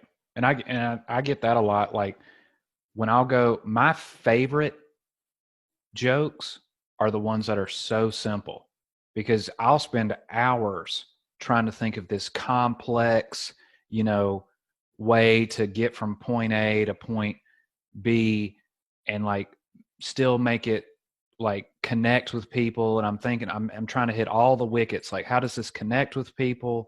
How does this make women laugh? How does this make men laugh? Like all these different things. And then I'll listen to somebody tell a joke about paper towels. And it's so relatable because everybody uses paper towels, and you just sit there and you go, why didn't I think of that? And it inspires you, because you're like, this isn't that difficult. You just got to open your mind up to what are the possibilities around you. And like you said, like with William Shakespeare, how he took inspiration for other things. Like, my favorite director is Quentin Tarantino. Mm-hmm. Like, I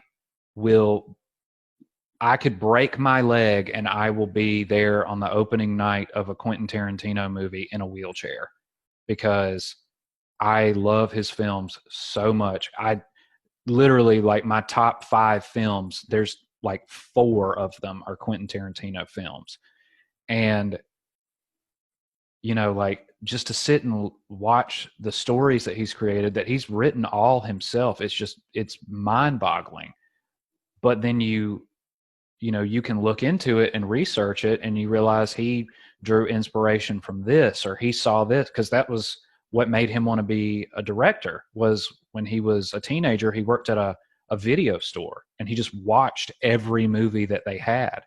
A lot of kung fu, a lot of westerns, and he just watched and watched and watched, and he's so knowledgeable about music. That's why his soundtracks and his movies are always so good. So it's almost like he refurbishes something that's old and gives it to you new, and it feels really authentic. So when you say steal like an artist, I completely understand what you're talking about. Tarantino's just a master of dialogue.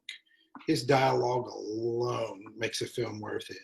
The only other person I think can even rival him in terms of dialogue is probably Kevin Smith. Yeah. There's Aaron Sorkin writes some really good dialogue, but it's a tennis match. It's got a cadence to it. It's very unnatural, and so if you listen to it too long, it kind of sounds contrived.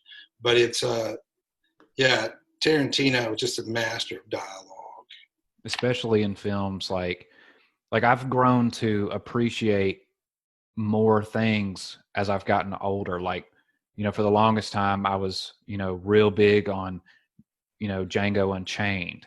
I still love that one, but I liked it more for the action.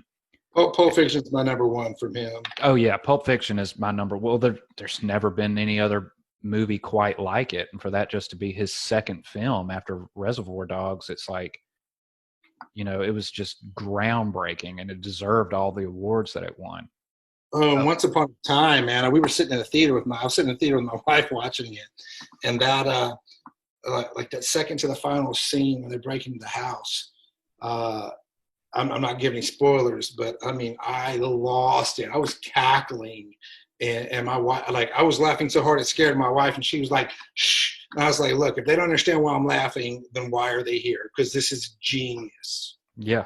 Oh, I agree. I waited on that movie from the moment that they announced they were like, Quentin Tarantino is working on a movie based on the 60s in Hollywood and revolving around the Manson murders. And as soon as I heard that, I was like, and I think they announced it in like 2017. And then when they said Leonardo DiCaprio had signed on, I was like, oh my, because DiCaprio is my favorite actor. I love, all of his movies. Good. And, I thought Once Upon a Time in Hollywood, I thought it was fantastic. I really don't think he can make a bad movie. It wasn't my favorite, but like you said, that end scene that tied everything together, it was just so good. Like, but as far as like when you say dialogue, I feel like me personally, his best example of that, like superiorly genius dialogue, would have to come from Inglourious Bastards. Oh yeah. Just that opening scene where, Christoph Waltz walks in and he asks him for a glass of milk, and he sits down at the table, and, he gets him to admit that he's storing Jews under the floorboards. Like, as soon as I watched that just like a year ago, and I think I remember, I think I messaged you about it, and I was just like, this seems like something you would have shown us in class as like, look at the relationship that they have with each other. And this is the opening scene of the film, and he deserved that Oscar that he won for that. Both of Christoph Waltz Oscars have come from Quentin Tarantino movies, and he's just played a supporting actor, and he's played a German in both of the movies, which I think is hilarious.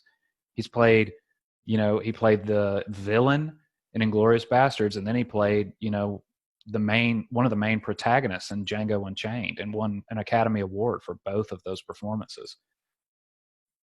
Oh yeah, my favorite is just the opening dialogue of Pulp Fiction. Man, you know what they call a quarter pounder with cheese in France? Yeah. And, with cheese. Yeah, and because they don't use a metric system, like it's, or because they use a metric system, they're not going to call it a quarter pounder. Man, it's good. All of this stuff is so good. I managed movie theaters in college. That's what I did, and so I've seen a ton of movies. And I'm a big movie fan, which is why my living room is decorated in movie decor. I like theater more because of the intimacy that theater provides. I think the reason why theater still exists today, even though we have, technology like film to where artists can tell stories without being in the same place as the audience, it's the intimacy that drives me to theater. Just being close and seeing living, breathing artists who appear to be living their life in front of you. It's almost like a non-sexual voyeurism. Like, I shouldn't be watching these people suffer. I should be privy to this information. I shouldn't be feeling their emotions in this real space with them in a world that they're in, and I'm not. And that's why I'm drawn to theater. But I do. I love film. Yeah, and the same, like with what you're saying, like with theater. I remember when you took us to the Wetumpka Depot and we watched Second Samuel. That, I think I was 16 when we went to go see that, and I remember my eyes welling up at the end because the performance was so good. Like I actually believed that the main character in the play, I thought he really had like a mental disability. And then once the play was over, you know, he's like, "All right, I'll see y'all later." And he got in his car and drove away. And I was like, that was amazing. Yeah, this last year we produced Second Samuel. We took it to Trumbauer. I don't know if you remember, but like we used to go to Trumbauer, and like the like the top 50% of the shows, the quality was just amazing. And like we used to be like floored, like, oh my God, how are they doing that in high school? Like, you know, the Opalikas and the, you know, and the Bob Jones and the Spain Parks and the Mountain Brooks and the James Clemens.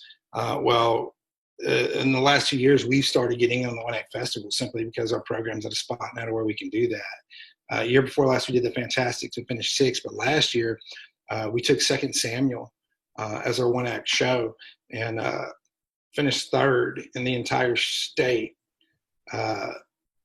One spot away from winning it all because the top two win and then advanced.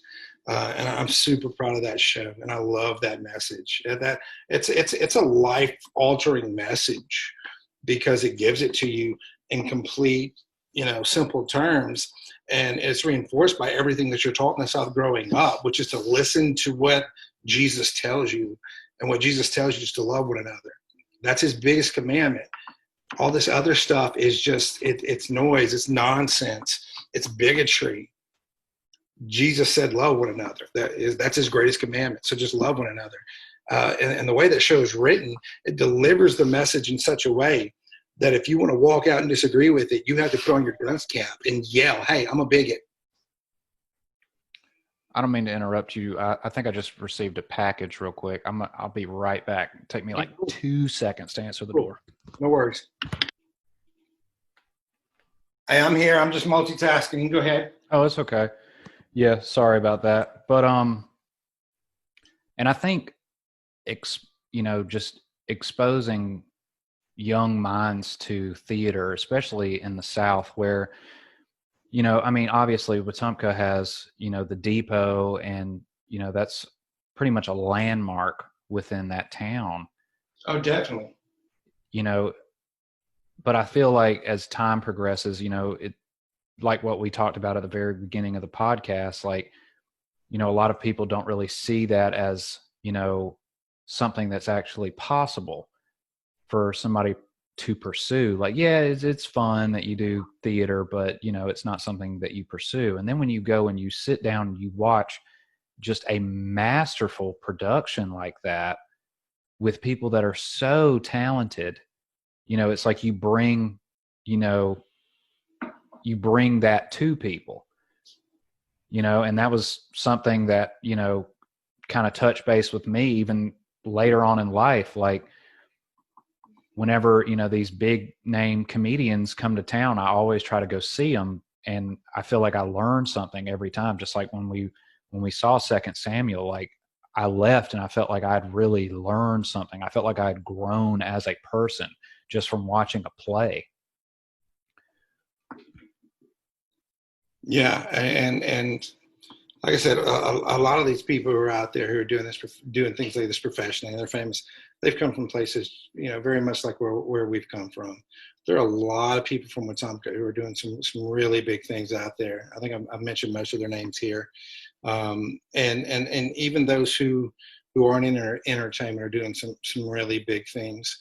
I am super proud of all of you. Like I told you in that text message earlier, like not only you guys ambitious and talented, you've got good heads on your shoulders, you've got good hearts in your chest. Like listening to you and like Mitch and Philip talk, like I couldn't be prouder of the men you guys who you've become. I'm super impressed with all of you. People always talk about the youth and how world's going to hell in a handbasket. And while it may feel like the world's going to hell in a handbasket right now, it's not because of the youth, man. It's because of adults. Like I feel very, very good about what this world is going to become with my current students and with my former students like y'all. You couldn't be more impressive. My hat is off to you guys so much for not just what you're doing, but who you are as people. It blows me away. Well, I really appreciate that. And I'm sure I speak for everybody when I say, we appreciate you and what you did as a teacher. Even in a small theater class, it, was what we needed to blossom. And I'm not, and I know you'll say, oh, don't give me credit for it, but it really is something that ought to be recognized. And, I think everybody would say, even Chelsea Smith, when I asked for questions on this episode, all she said was, let Glass know. I said he's one of my favorite teachers, and I, appreciated, all the time that I got to spend with him when I was in high school. I think, just because somebody may not, strive for something in the entertainment industry, I feel like, they still appreciate a lot of things that you taught to them. So when I say I personally appreciate it, like anytime I have, any, what I feel like is a big achievement, I always will send that to you and let you know, like, hey, you helped me get to this point, and I intend on doing that, this way forward. Like anytime I have like, something that I feel is like a big achievement, I want to show it to you, or even if I have questions or I'm stuck on something, I know that I could reach out to you and you would give me your best advice you could give. And that means more to me than I can say. I love you too, Chelsea. Is that, and that's why I say, like, me being a theater educator was not a mistake. It was a choice. I went into it for reasons like that. And I can't tell you how much it means to me. I know that, like, I've received accolades and trophies and plaques and certificates, but I didn't do, and I don't do any of that for those things. I do it for, for moments like this, or people like you, and to see who y'all have become. I think I can evaluate the job I do as an educator by the times that people like you reach back out to me and ask me a question or tell me something or share something with me. That alone tells me that, okay, what I'm doing the right way. If people still want to keep contact, if people want to find a way to keep you in their lives, then you're doing it the way you're supposed to be doing it. And all of that, man, those are the rewards. That's at the end of the day, that's why I do what I do. It's for those moments. So thank you for that. It's greatly appreciated. Before we wrap up, I did have one question.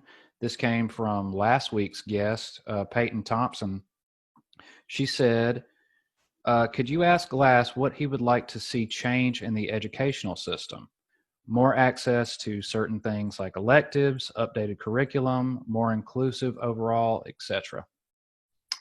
I think we need, I think the educational system needs an overhaul. I think it needs somebody with a visionary, somebody with perspective. I think in America, we hold on to traditions for way too long. Our excuse for doing things the way we do them is because we've always done them that way.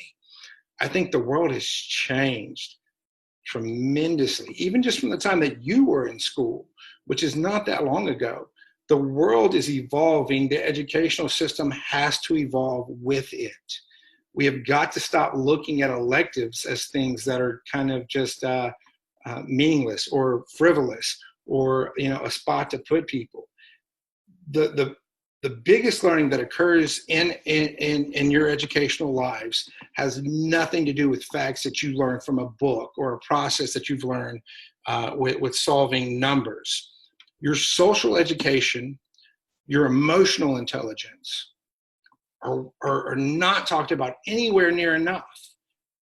Social education and emotional intelligence are going to carry you far, far, far further than solving for X or Y. I think we need to give more credence to that. I think we need to start letting students, not forcing them, but students who want to specialize in high school the way you do in college, there's no reason that can't start occurring in high school. If you're going to be an artist or a performer, you need to study art and performance, and you need to do it as early as possible. When you look at America's test scores up against the rest of the civilized world, we are always at the bottom, if not dead last, then certainly in the bottom 5. And the reason is that when the numbers they're using to evaluate that come from every student's standardized test. In foreign countries, in Europe, and in Asian countries, students are put on a track that best suits their aptitude.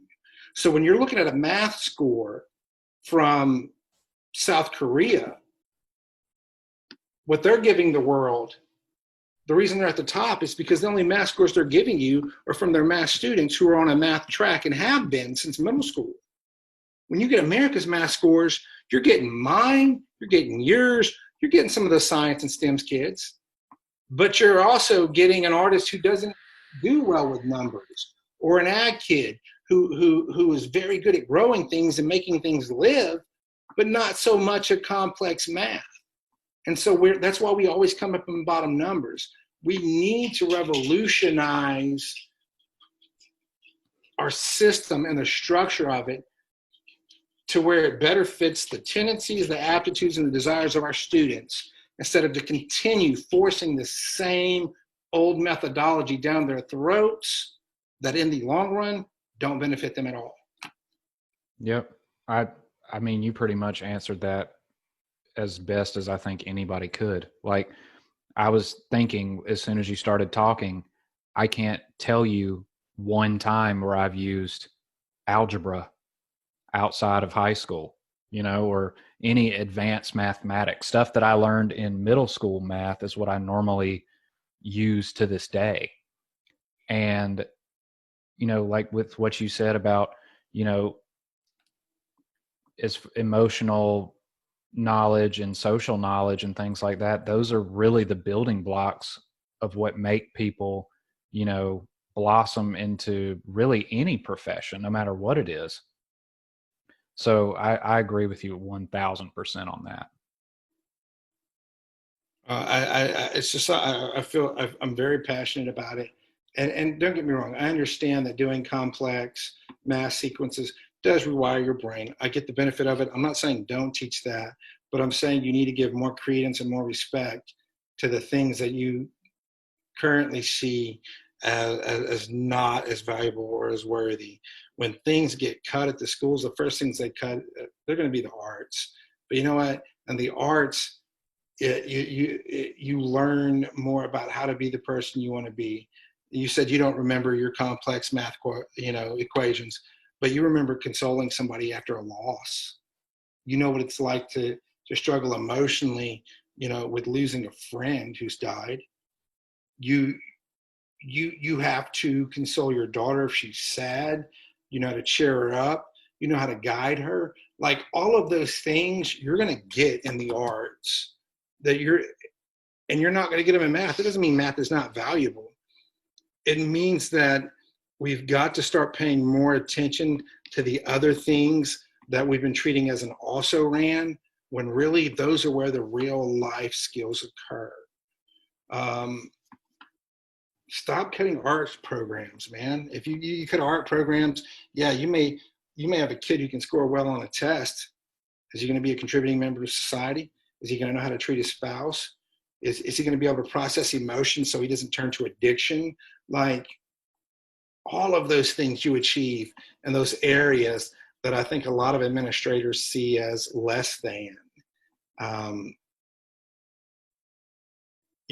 guess that's all I wanted to say. Yeah. I mean, even looking at, art programs in the same context that they look at sports, I mean, just as well as I do that a lot of Alabama revolves around college football, and you don't hear as much of the accolades of, what the theater department has accomplished, at least not in my era when I was there. as you did the football team. Yeah, and it's and that's changing because we're accomplishing so much more now on such a bigger scale. Some of it because I have a supportive wife. Some of it because I've finally figured out how to do my job more effectively, and because we have larger numbers. So you're hearing more about it now, but I still don't think you're hearing enough about it. I mean, look, there are 400 theater programs in the state of Alabama. Wetumpka High School finished in the top 3 in the entire state, in the top 3. And if that would have been a football team or a basketball team, there would have been a parade. And I don't feel like everybody gets it. Now, the people who need to get it, the people who really matter, do. And so I don't lose any sleep over it. And it's not for me, man. But these kids, if you're gonna worship somebody for making the Final Four in the state basketball tournament, why can't that kid who did the same thing in theater not get the same respect? That's the only thing that really bothers me. Congratulations on the baby, Peyton. A gorgeous child. But look at the parents. Not shocked about that at all. Yep. Well, hey, you know what? We've been on here for going on almost 3 hours now. If you Are can you believe serious? that. Yeah, time just flies by. You may have to break this up into 2 episodes. I can squeeze it into one. Yeah, edit out some of the other stuff I said that doesn't make any sense. It's all good. I ramble on as well. Like sometimes I'll be mid-sentence and be like, what am I talking about? I'm the same. Time flies when you're having fun. I've enjoyed every minute of it. Next time you're in town, come and hit me up, man. I know you still got to see family, but look, let's get a beer. Go to the craft house or something. If there's a production coming on, and this goes to all of you former Wetumpka High School students, if you're around and there's a show that's going on, holler at me. I will comp your tickets. I want you to see where we have gone from where we were. You guys contributed to it. You helped set the foundation. But we're doing professional quality work, and I want you to witness it because I think it would blow your mind. Yeah, I know I've probably tried to get together with you 5 or 6 times. Every time I'd come home, I'd be like, hey, let's hang out. Hey, let's, do this. And then, with trying to visit family on such a, short period of time, it just somehow it's difficult. But for sure, next time I come home, I plan on, doing an extended stay, and I'll definitely. Well, I'll come hang out with you and Connie. I don't mind. I'll come see Mama too. Okay. Yeah, I'm sure she would love that. But I look forward to it, man. And not to get too political here at the end, but I just feel it needs to be said. And I know you probably can't comment on it due to your profession, but I just feel like it needs to be said. Look, until Black Lives Matter, all lives can't matter. Something has got to change. Officers got to stop killing people with impunity. And this is not all officers. There are great law enforcement officers out there, and I support you. But you got to get rid of the bad ones. And when people are killed by officers who don't deserve to be killed, there's got to be some repercussion. There's got to be. And I know you feel it too because of what happened to Gil. It's a travesty. And it's a travesty that it's still occurring, man. Love one another, y'all. Love one another. Stop making everything, so divisive politically. Look out for everybody. Love people, do good, do no harm. And that's all I want to say. I couldn't have said it any better myself. I agree 100%. And, I still have the Constitution that allows me to have free speech, and I agree. Yeah, and you've given your life. You've pledged to defend it. That's the oath that you took. And thank you for that. I appreciate your service. I appreciate you. I appreciate what you do, and I think more people should.